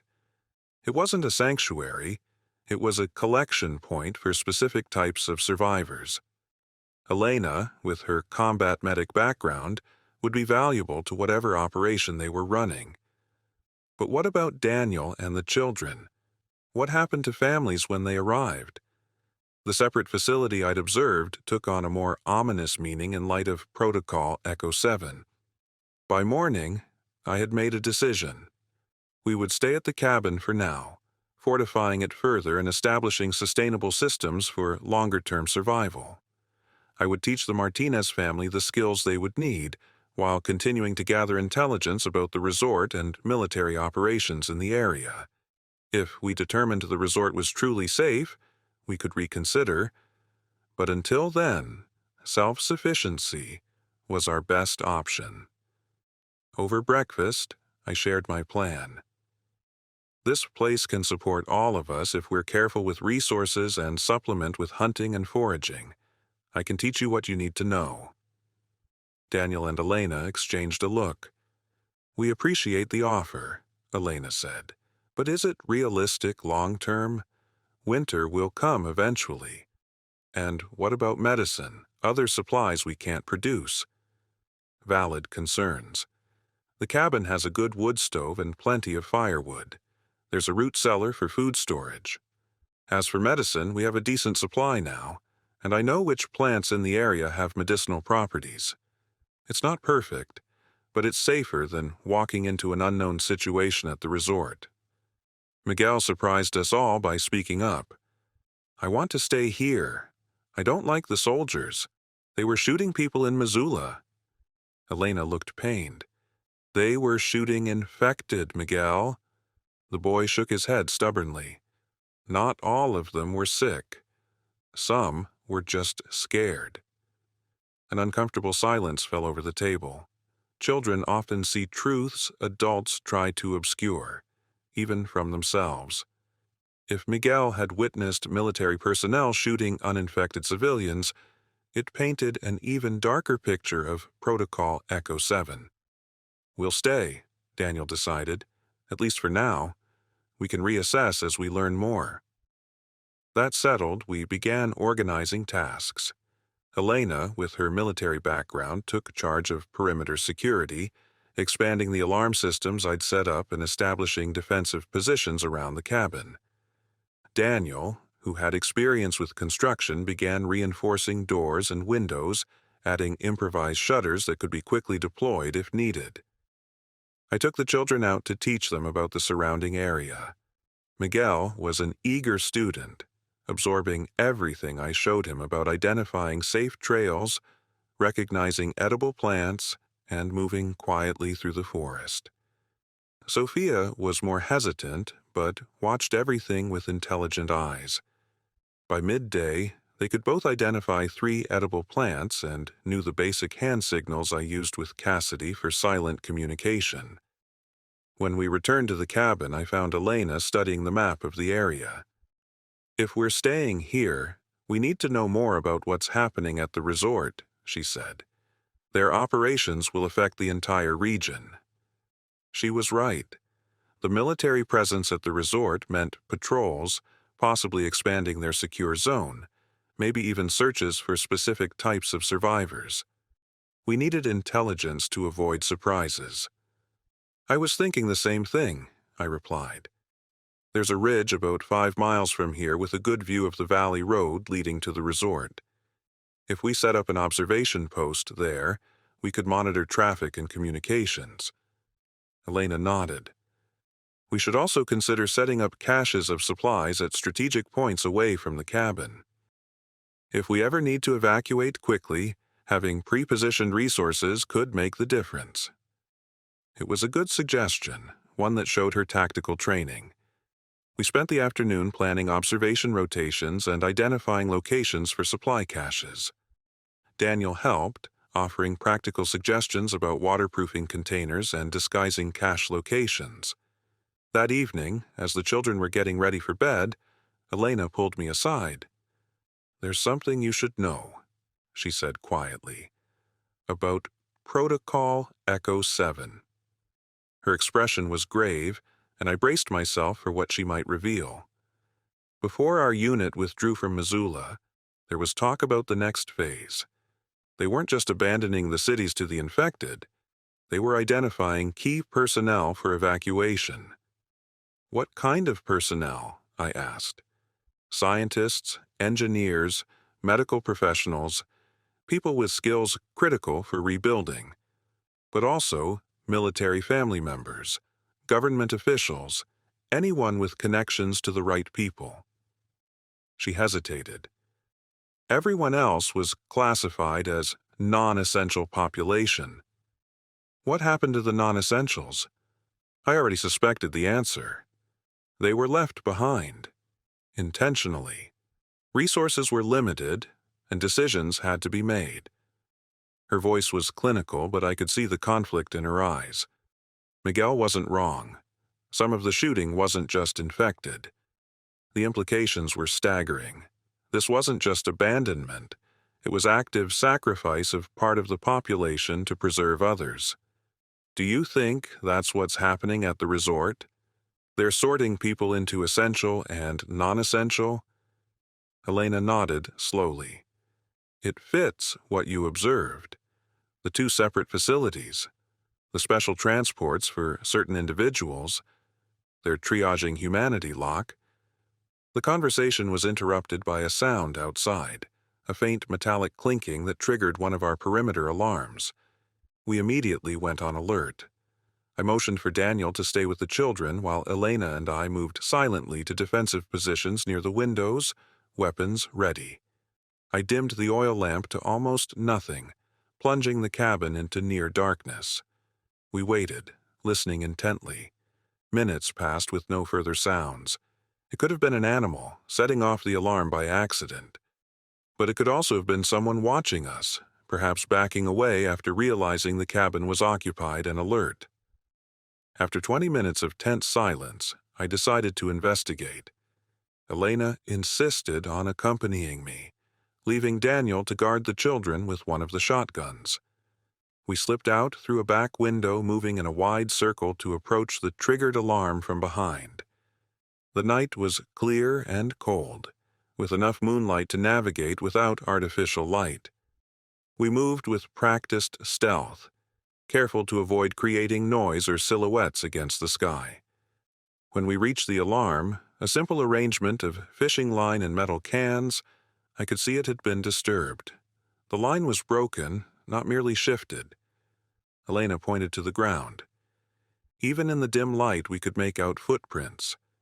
Human footprints, too large to be a child's, made by boots with a distinctive tread pattern. Military boots. We followed the tracks carefully.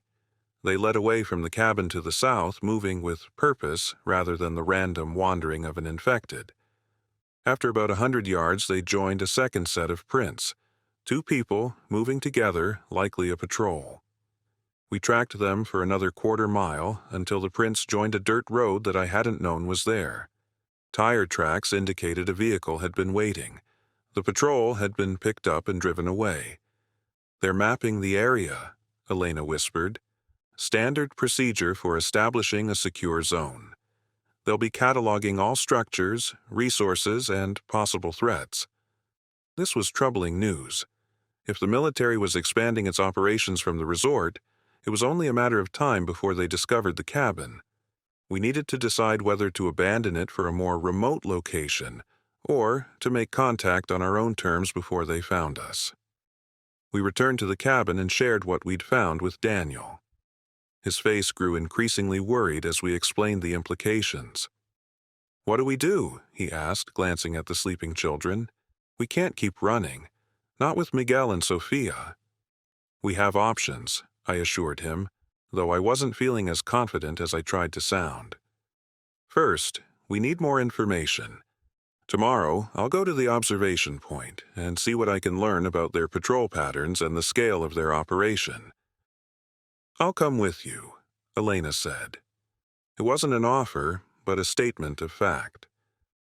I nodded, recognizing the value of her military experience. "Daniel, you'll need to stay with the children. If we're not back by nightfall, take them and head northeast.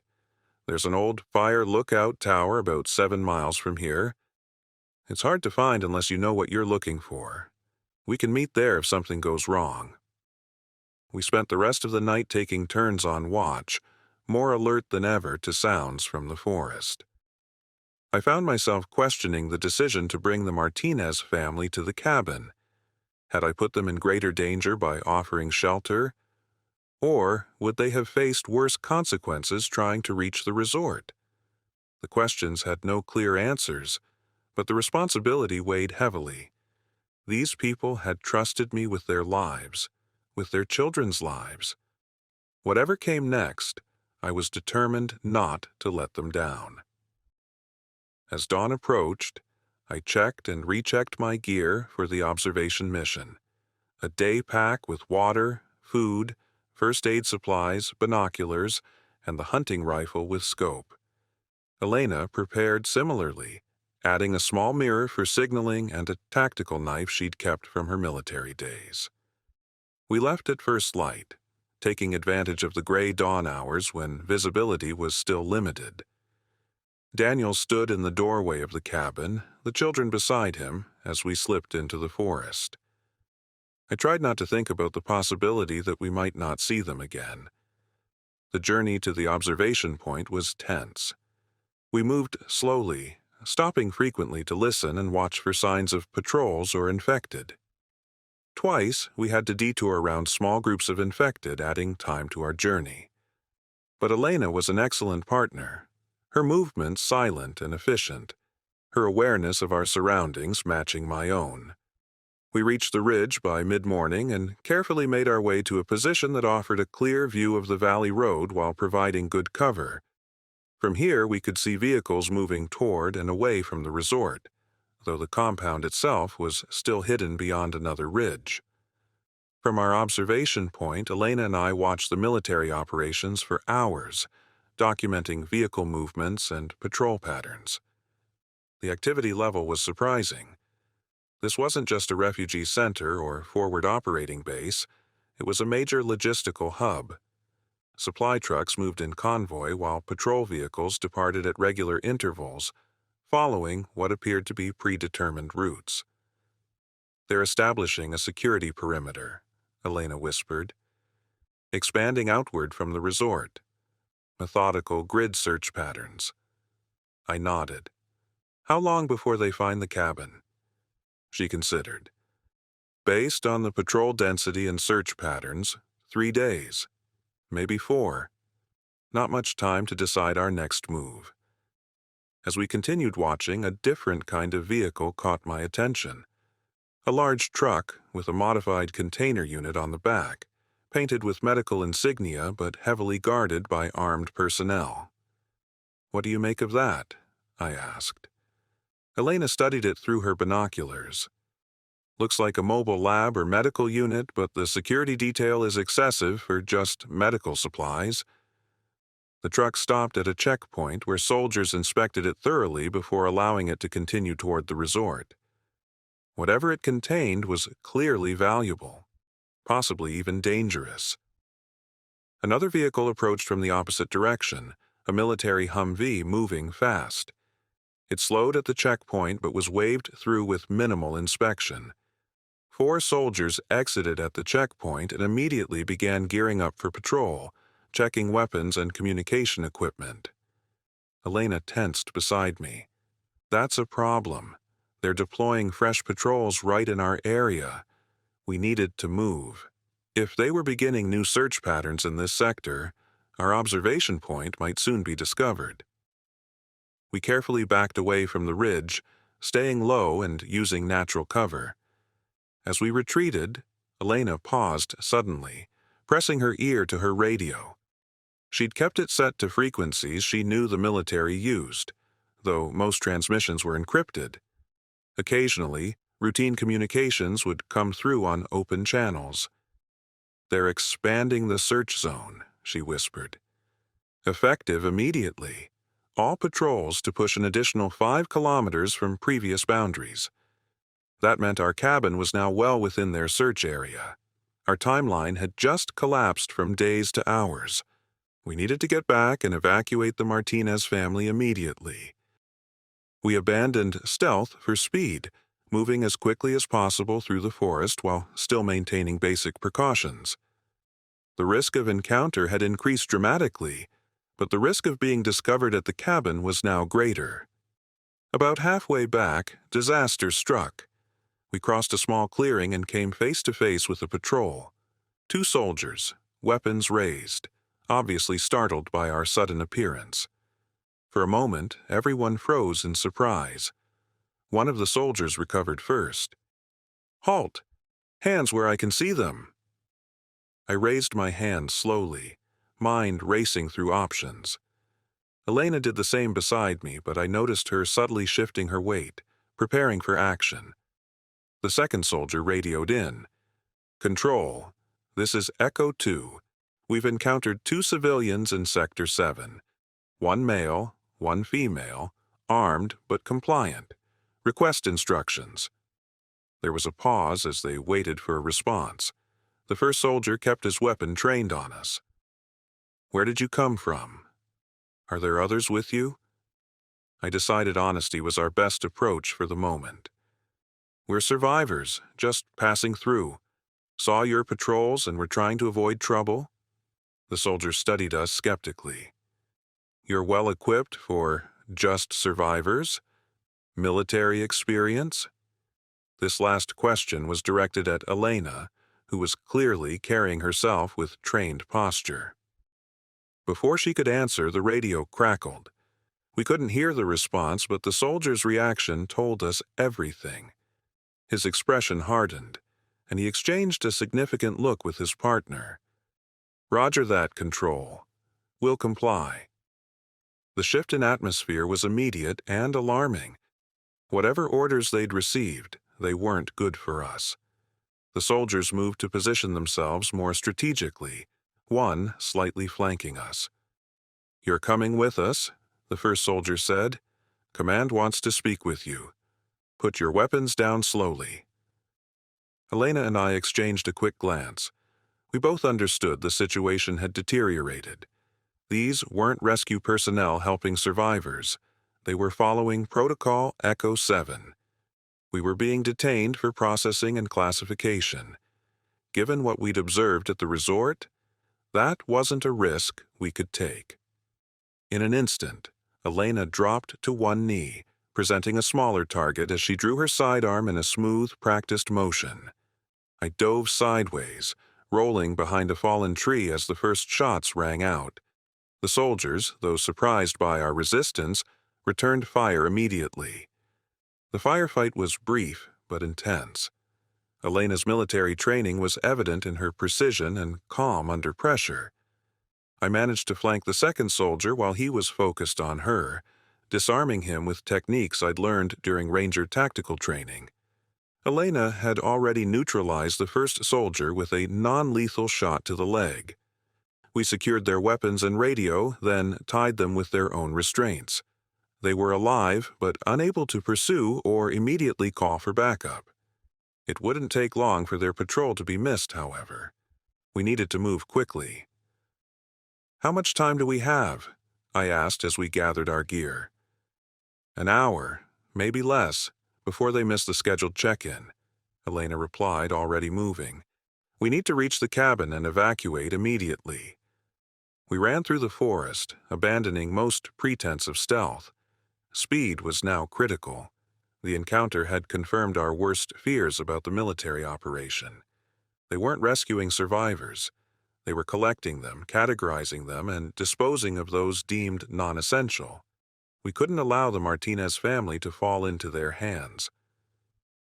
We reached the cabin in record time, bursting through the door to find Daniel teaching the children a card game, a moment of normalcy shattered by our urgent return. "We need to leave." "Now," I gasped, already moving to gather essential supplies. "Military patrols are sweeping this area. We had an encounter." Daniel's face drained of color as he registered our disheveled appearance and the extra weapons we carried. "How long do we have?" "Minutes, not hours," Elena replied, helping the children gather their few personal items. "We had to disable a patrol. They'll send search parties as soon as they miss a check-in." I'd already prepared for this possibility. During the days we'd spent at the cabin, I'd packed emergency bags for each of us, ready to grab at a moment's notice. They contained the essentials for survival: water, food, first aid, basic tools, and a map. "Where are we going?" Miguel asked, his voice trembling slightly despite his attempt at bravery. "Remember the fire lookout tower I told your father about? That's our first destination. It's defensible and has good visibility. From there, we'll decide our next move." We were ready to leave within 10 minutes, each carrying what they could manage. Daniel helped Sophia with her small pack, while Miguel insisted on carrying his own. I took a final moment to scatter any evidence of our specific identities, anything that might help the military track us if they found the cabin. As we slipped out the back door, I felt a pang of regret. The cabin had been a sanctuary, however brief. Now it would likely become just another data point in the military's catalog of the area. Its usefulness to us ended. We moved through the forest in single file, Elena taking point with her military training, me bringing up the rear to watch for pursuit. The children remained silent, understanding the gravity of the situation. Even little Sophia kept pace without complaint, her small hand clutched in her father's. The route to the fire lookout was challenging, deliberately so. I'd chosen it because it avoided any roads or trails, following instead a series of natural features that were difficult to track through: rocky outcroppings, shallow streams, dense underbrush. It would slow any pursuit and minimize the chances of accidental encounters with patrols or infected. About 2 miles from the cabin, we heard the unmistakable sound of helicopter rotors in the distance. The search had begun sooner than we expected. We took cover under a dense stand of pines, watching as a military helicopter passed overhead, flying low and slow in a search pattern. "They're using thermal imaging," Elena whispered. "We need to mask our heat signatures." I nodded, leading the group to a small stream. We waded through the cold water for several hundred yards, then continued on the rocky bank, minimizing tracks and cooling our bodies to reduce thermal contrast with the surrounding environment. It was uncomfortable, especially for the children, but necessary. The helicopter made several passes over the general area, but eventually moved on, likely expanding its search radius. We continued toward the lookout tower, moving as quickly as caution allowed. By late afternoon, we could see it in the distance, a weathered wooden structure atop a rocky hill, abandoned years ago when satellite monitoring reduced the need for human fire spotters. The approach to the tower was exposed, with limited cover. We waited at the edge of the tree line, observing for any signs of military presence or infected. After 20 minutes of careful observation, we determined it was clear and made our final approach. The tower was just as I remembered it from a search and rescue operation years earlier. A square wooden structure about 40 feet tall, with a small cabin at the top, accessed by a series of ladders. It had been built to withstand mountain storms and provided excellent visibility in all directions. Most importantly, it had only one way up, making it defensible. We climbed the weathered ladders carefully, checking each section for stability before allowing the children to follow. The cabin at the top was dusty but intact, with basic furniture and even some old emergency supplies left behind when the tower was decommissioned. Elena immediately went to the windows, scanning the surrounding area with her binoculars. No immediate signs of pursuit, but they'll expand the search. This position is too obvious to miss eventually. She was right. The tower wasn't a long-term solution, just a temporary refuge where we could rest and plan our next move. The question was, where could we go? The military was expanding outward from the resort, consuming more territory every day. Moving further into the wilderness might buy us time, but winter would eventually force us back towards civilization. As I watched the sun beginning to set over the mountains, I considered our options. We could try to find other survivor groups, strengthen numbers. We could attempt to leave the region entirely, heading for less populated areas where military presence might be thinner. Or we could try something more risky, gathering intelligence about the military operation to understand what they were really doing at the resort. Daniel joined me at the window, his expression grim. What are our chances, honestly?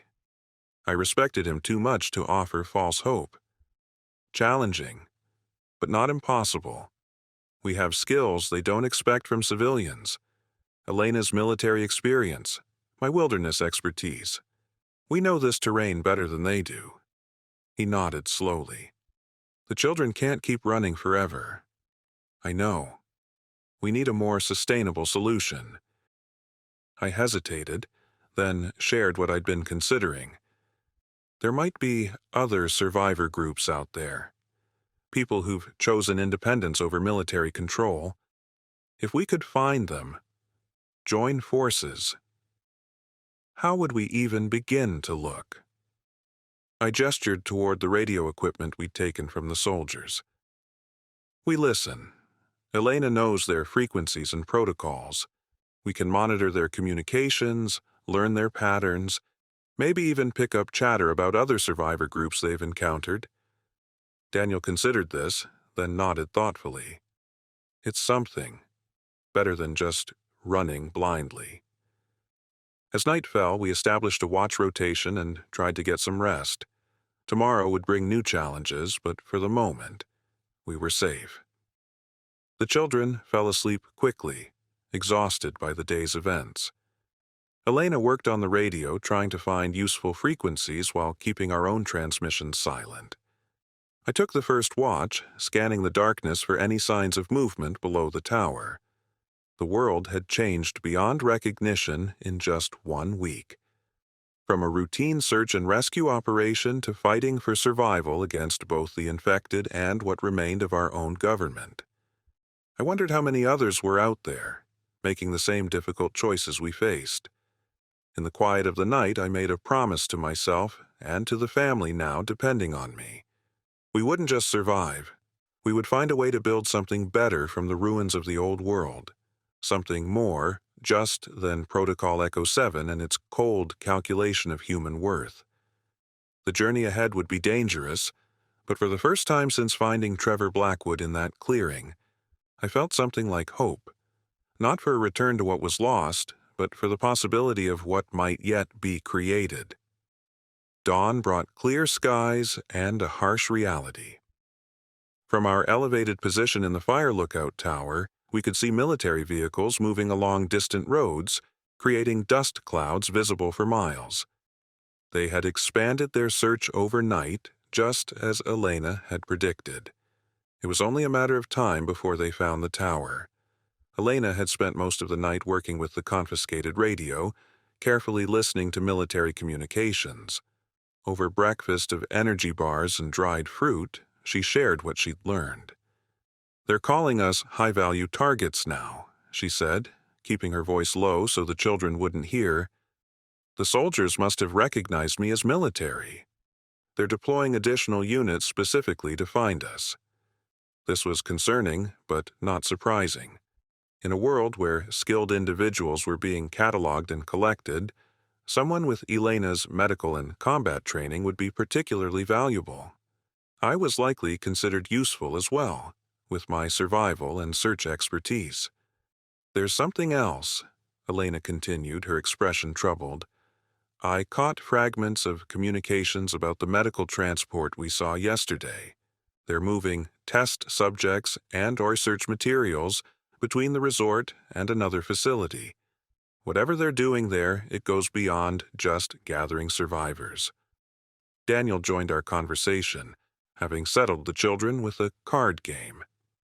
"Test subjects? What are they testing?" Elena and I exchanged a look. We both suspected the same thing, though it seemed almost too horrific to voice. "The infection," I finally said. "They're studying it. Maybe looking for a cure or vaccine. Or a way to weaponize it," Elena added quietly. "The military thinks in terms of assets. An infection that kills and then reanimates the dead could be the ultimate biological weapon if controlled properly." The implication was chilling. If they were actively studying the infection, they needed infected specimens and test subjects. That might explain the separate facility we'd observed at the resort and why certain survivors were being processed differently.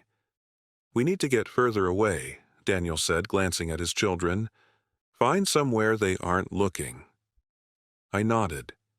"I know an area that might work. There's a network of old mining tunnels about 20 miles northeast of here.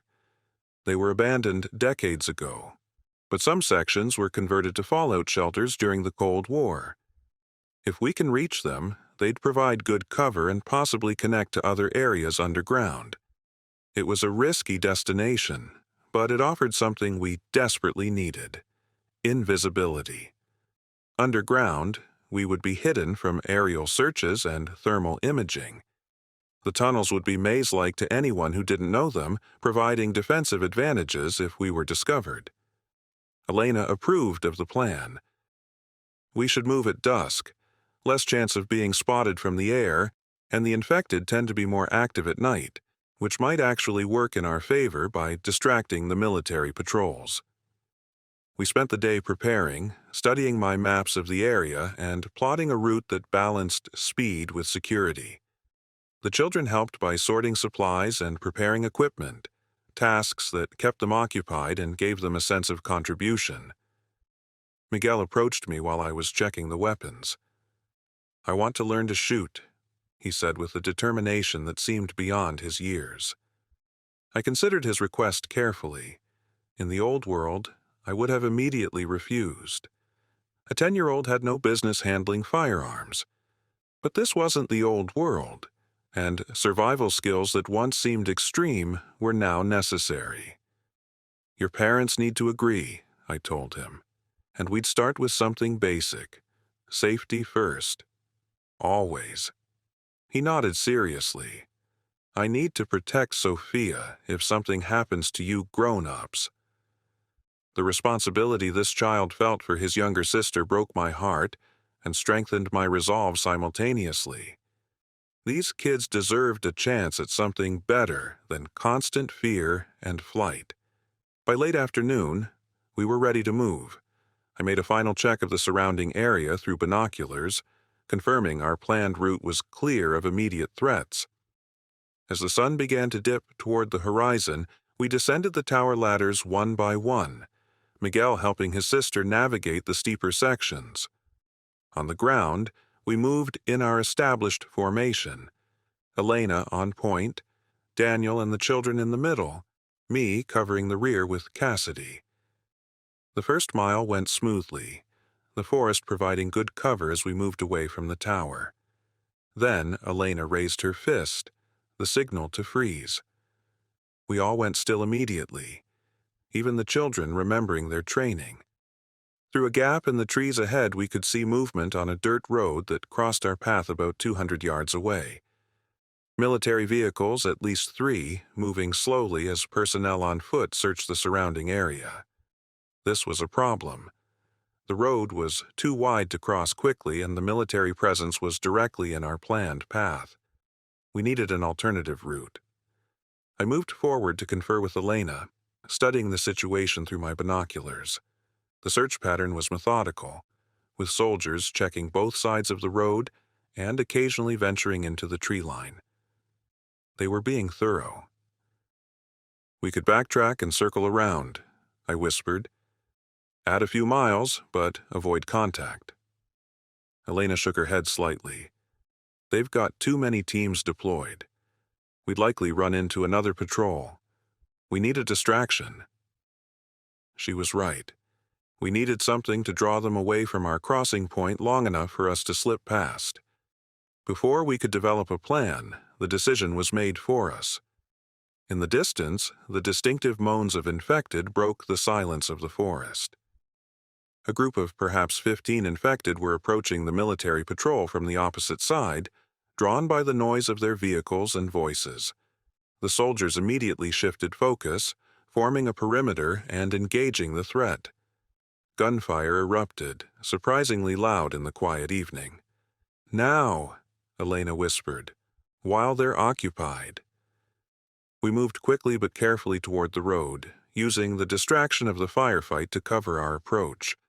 When we reached the edge of the forest, we paused, waiting for the right moment to cross. The infected had fully engaged the patrol, creating chaos as the soldiers tried to maintain discipline while dealing with the relentless attackers. The moment came when one of the military vehicles started up, its headlights pointing away from our position as it moved to provide better support for the embattled soldiers. We rushed across the road in the shadows, the sounds of combat covering our movement. Once safely across, we continued moving away from the engagement as quickly as possible.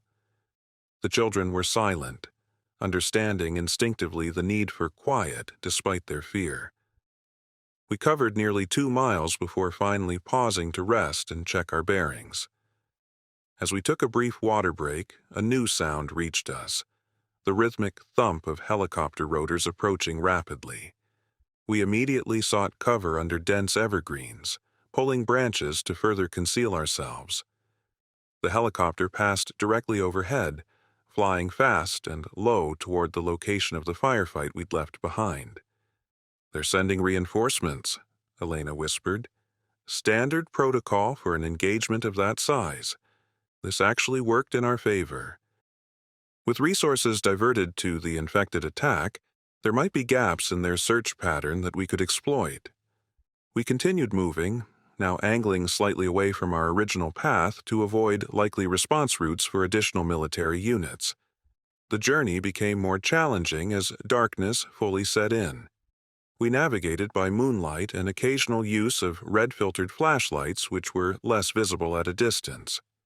The terrain grew increasingly rugged as we approached the foothills where the mining tunnels were located. Around midnight, we encountered a new obstacle.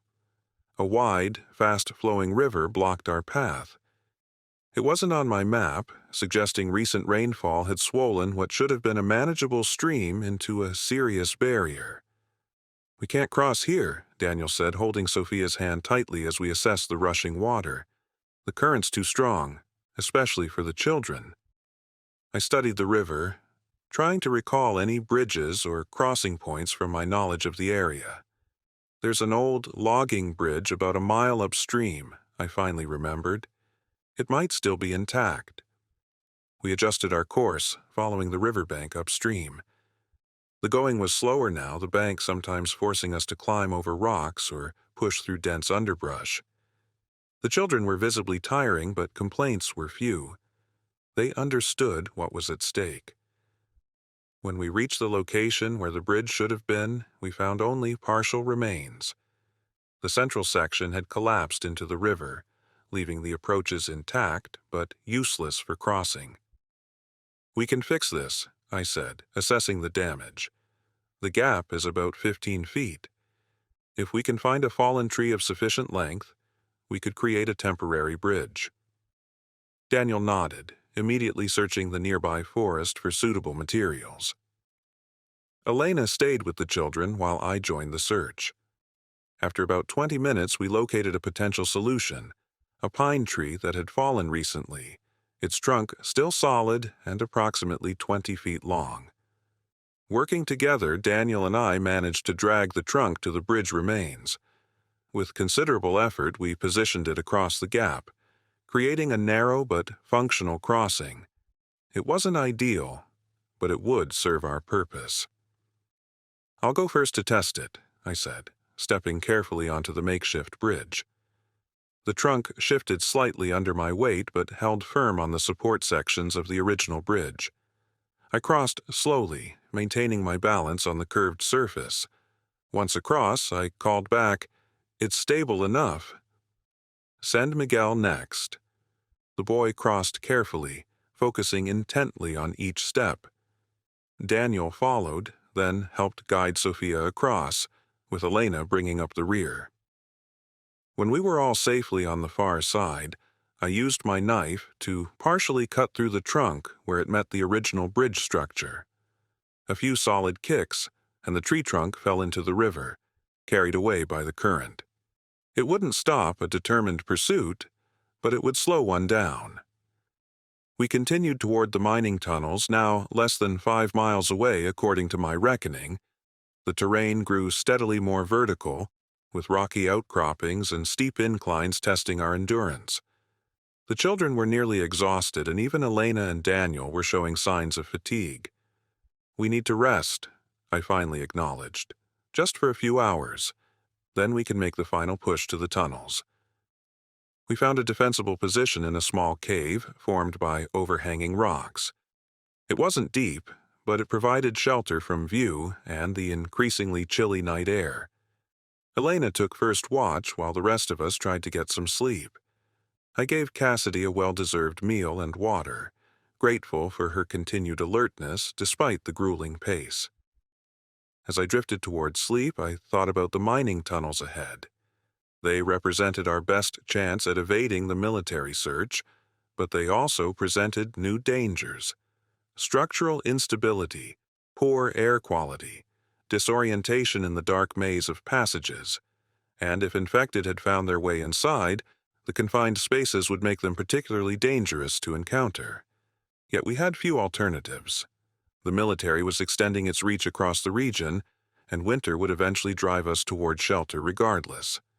The tunnels might offer not just immediate safety, but the possibility of establishing a more permanent refuge, one where the children could experience something beyond constant flight. With that hope in mind, I allowed myself to sleep, trusting Elena's vigilance and knowing that tomorrow would bring new challenges requiring all my strength and focus. We reached the mining tunnel shortly after dawn. The entrance was partially concealed by decades of vegetation growth, just as I remembered it from an old search and rescue operation years before. A rusted metal door hung askew from broken hinges, revealing a dark passage leading into the mountainside. The children regarded the entrance with apprehension, and honestly, I shared their concern. Underground spaces present unique challenges and dangers, but we had little choice. The military search was intensifying behind us, and we needed shelter that would hide us from their increasingly sophisticated detection methods. "I'll go first," I said, switching on my flashlight. "Elena, you bring up the rear. Daniel, keep the children between us. Stay close, and always maintain physical contact with the person ahead of you." I stepped into the tunnel, Cassidy at my side. The air was cool and damp, but breathable, a good sign. The main passage was reinforced with timber supports, most still intact despite their age. The floor was relatively even, with the remains of narrow-gauge rail tracks once used for ore carts. We moved deeper into the mountain, the daylight behind us gradually fading until our flashlights provided the only illumination.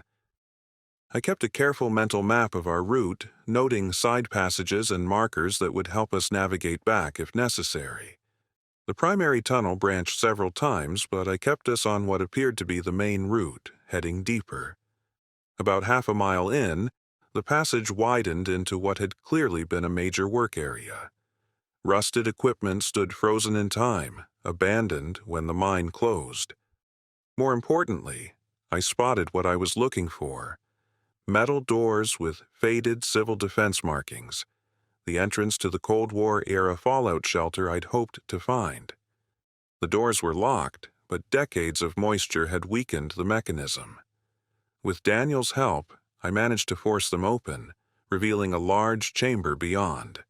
Our flashlights illuminated a space that exceeded my expectations. The fallout shelter had been substantial, designed to house perhaps 30 people for an extended period. Metal bunk beds lined one wall. Shelving units filled with supplies occupied another. A separate room contained chemical toilets and basic washing facilities. A hand-pumped well provided access to groundwater.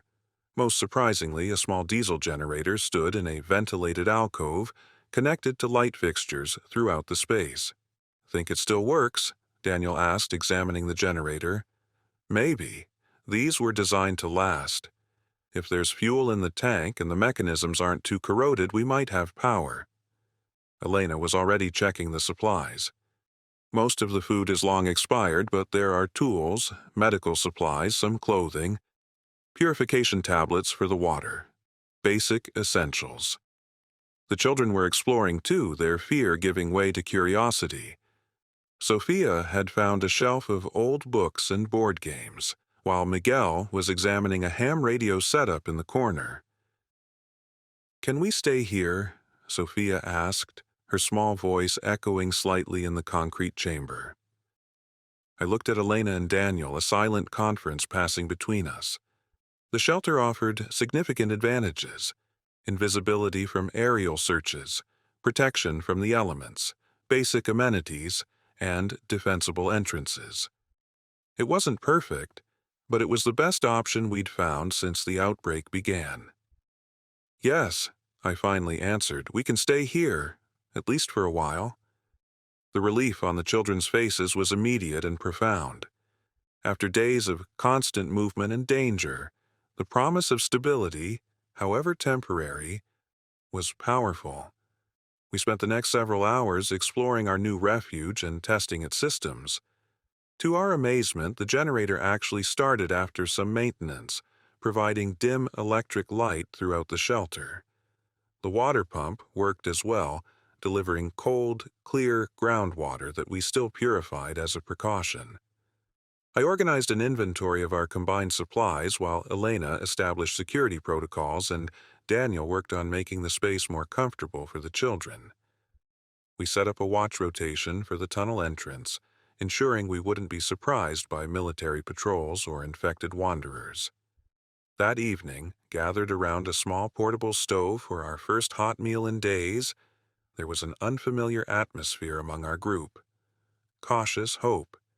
We had shelter, water, some supplies, and most importantly, invisibility. For the moment, we were safe.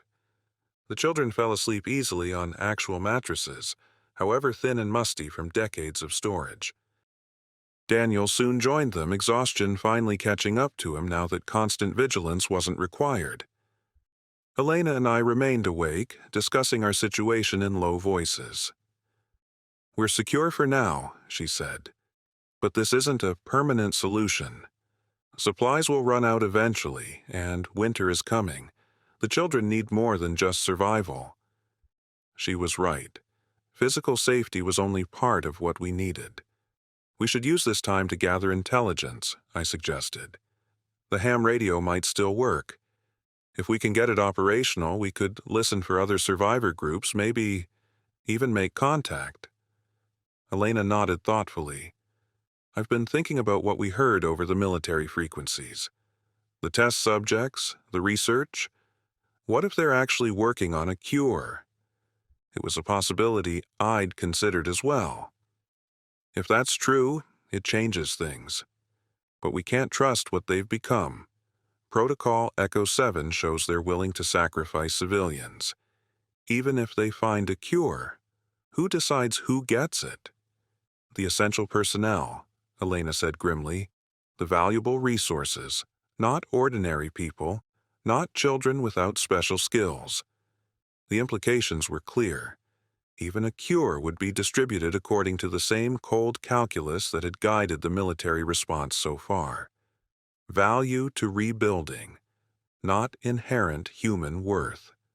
"We need to find others who think like us," I said. "People who haven't surrendered their humanity to Protocol Echo 7. They must be out there."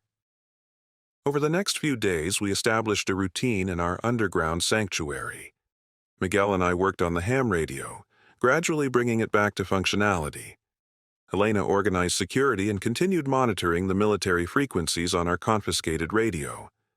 Daniel took charge of water and supply management, while also spending time teaching the children using books from the shelter's library. On our fourth day in the tunnels, we had our first breakthrough. The ham radio crackled to life, receiving fragmentary transmissions from what appeared to be another survivor group. They were cautious, using coded language, but the message was clear. They were independent, organized, and actively avoiding military control. Elena and I spent hours listening, trying to triangulate their location based on signal strength and references in their communications. They seemed to be operating from somewhere in the mountains to the northeast, perhaps 50 miles from our position. "Should we contact them?" I asked Elena as we listened to their periodic broadcasts. She considered carefully. "Not yet. We need to learn more first. Ensure they're not a military trap or something worse." Her caution was warranted. In this new world, trust had to be earned through observation before communication could be risked. On the fifth night, our sanctuary was tested. I was on watch at the tunnel entrance when Cassidy alerted, her body tensing beside me.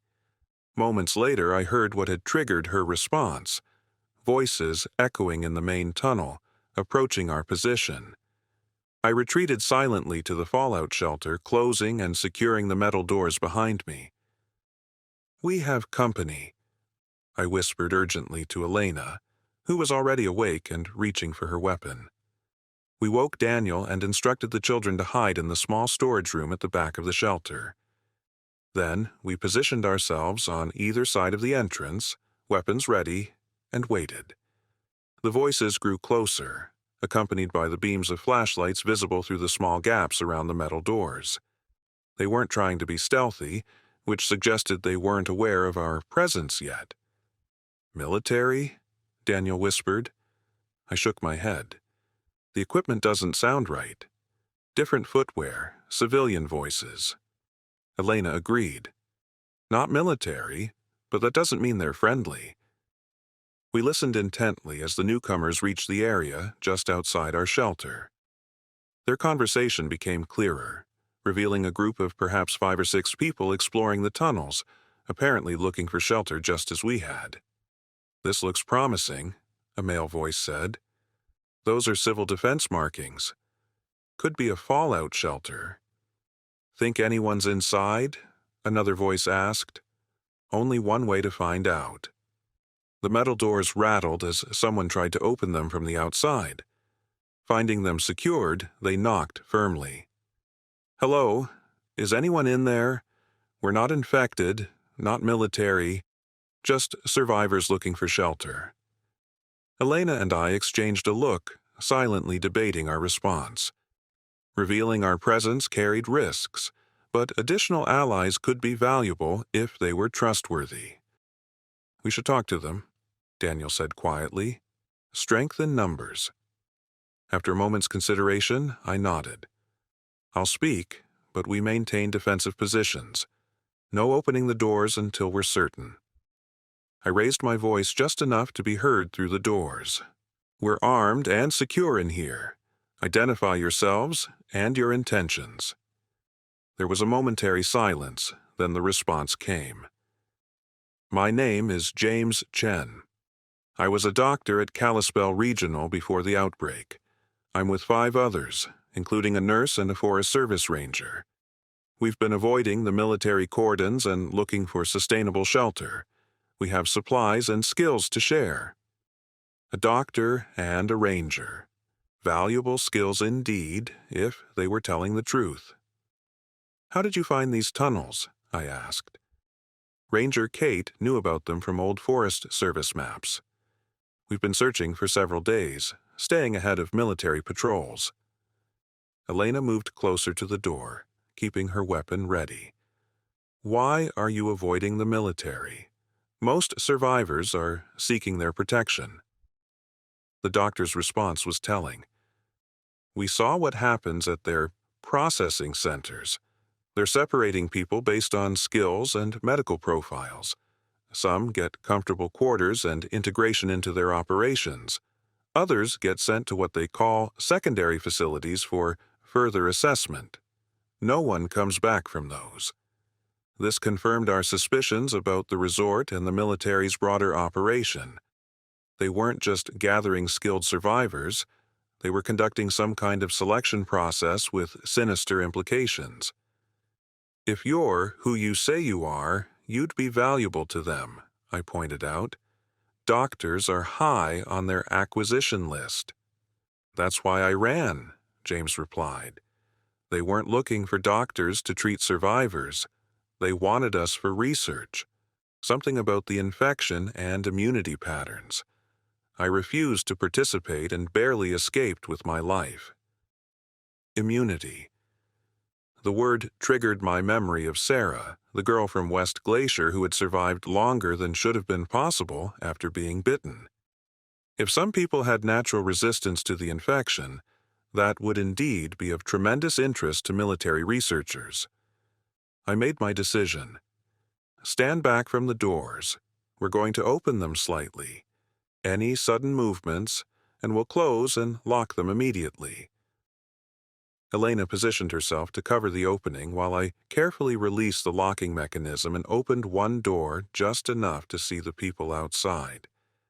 James Chen appeared to be in his 40s, wearing glasses repaired with duct tape and a jacket too large for his frame. Behind him stood the others he'd mentioned, including a woman in a Forest Service uniform who must be Ranger Kate. They were armed but not threatening, their weapons lowered. More importantly, they looked like genuine survivors, tired and worn but determined. Not military plants or infected. I opened the door wider. "Come in, but understand that we maintain security protocols. Your weapons stay holstered unless we're under external threat." They entered cautiously, eyes widening as they took in our relatively comfortable setup. Introductions were made all around, and slowly, tentatively, trust began to build. That night, as our expanded group shared a meal and information, I realized we had reached a turning point. We were no longer just fleeing, We were beginning to gather the nucleus of a community. James and his group had valuable skills and knowledge that complemented our own. Most importantly, they shared our values, our belief that humanity meant more than just utility and selected survival. As we discussed long-term plans, James revealed something significant. There are others like us out there, groups that have rejected military control. Some have established settlements in remote areas. There's talk of a network forming, communities that trade and support each other while staying independent. How do they communicate? Elena asked. The military monitors all standard frequencies. Ranger Kate smiled. Old Forest Service emergency channels. Limited range, but they create a relay network. One group passes messages to the next. There's a settlement about 40 miles from here that serves as a hub for this region. This was the first truly hopeful news we'd heard since the outbreak began.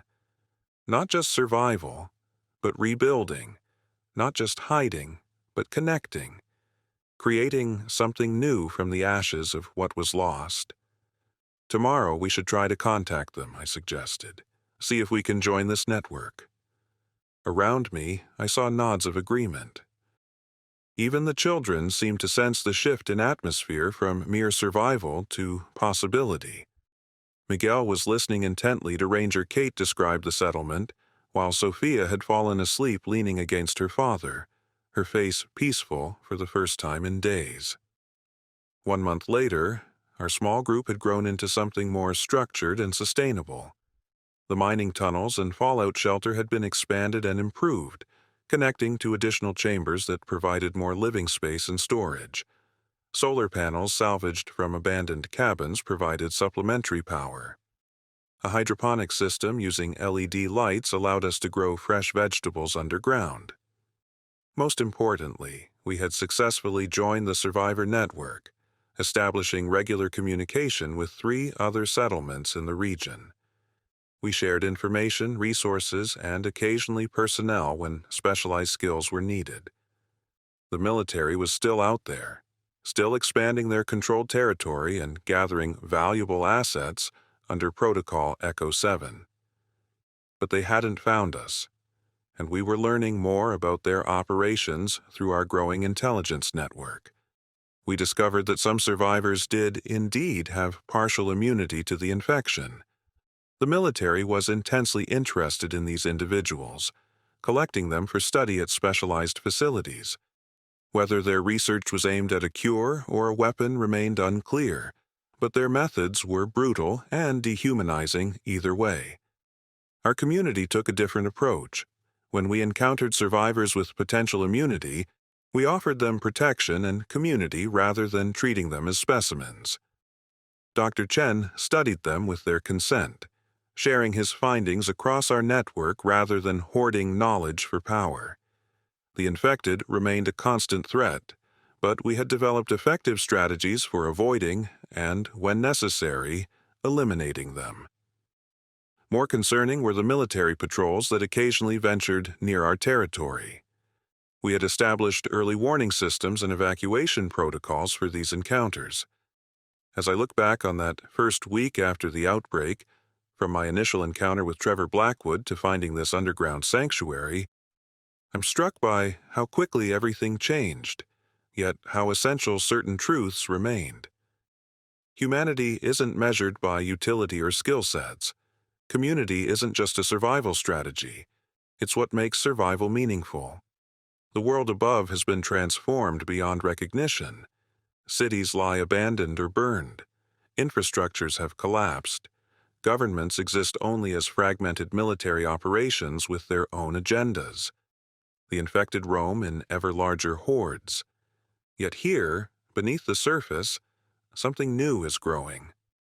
A network of communities choosing a different path than Protocol Echo 7, choosing to see value in every human life, not just those deemed essential by some cold calculation of utility.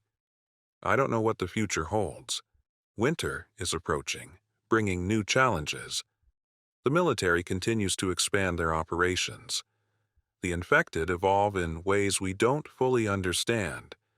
But for the first time since finding Trevor in that clearing, I have genuine hope. Not for a return to what was, but for the creation of something that perhaps should have been all along. A society built on mutual support rather than exploitation, on shared humanity rather than assigned value, on connection rather than control. If you're watching this and still out there, still fighting to survive, know that you're not alone. There are others like you, like us. Communities forming connections, building networks, creating something new from the ruins of the old world. Find us if you can. Join us. Help us build something better than what came before. This is Lachlan Thorne, Wilderness Search and Rescue Specialist. Once, my job was finding people lost in the wilderness. Now, I realize the wilderness might be where we find ourselves again.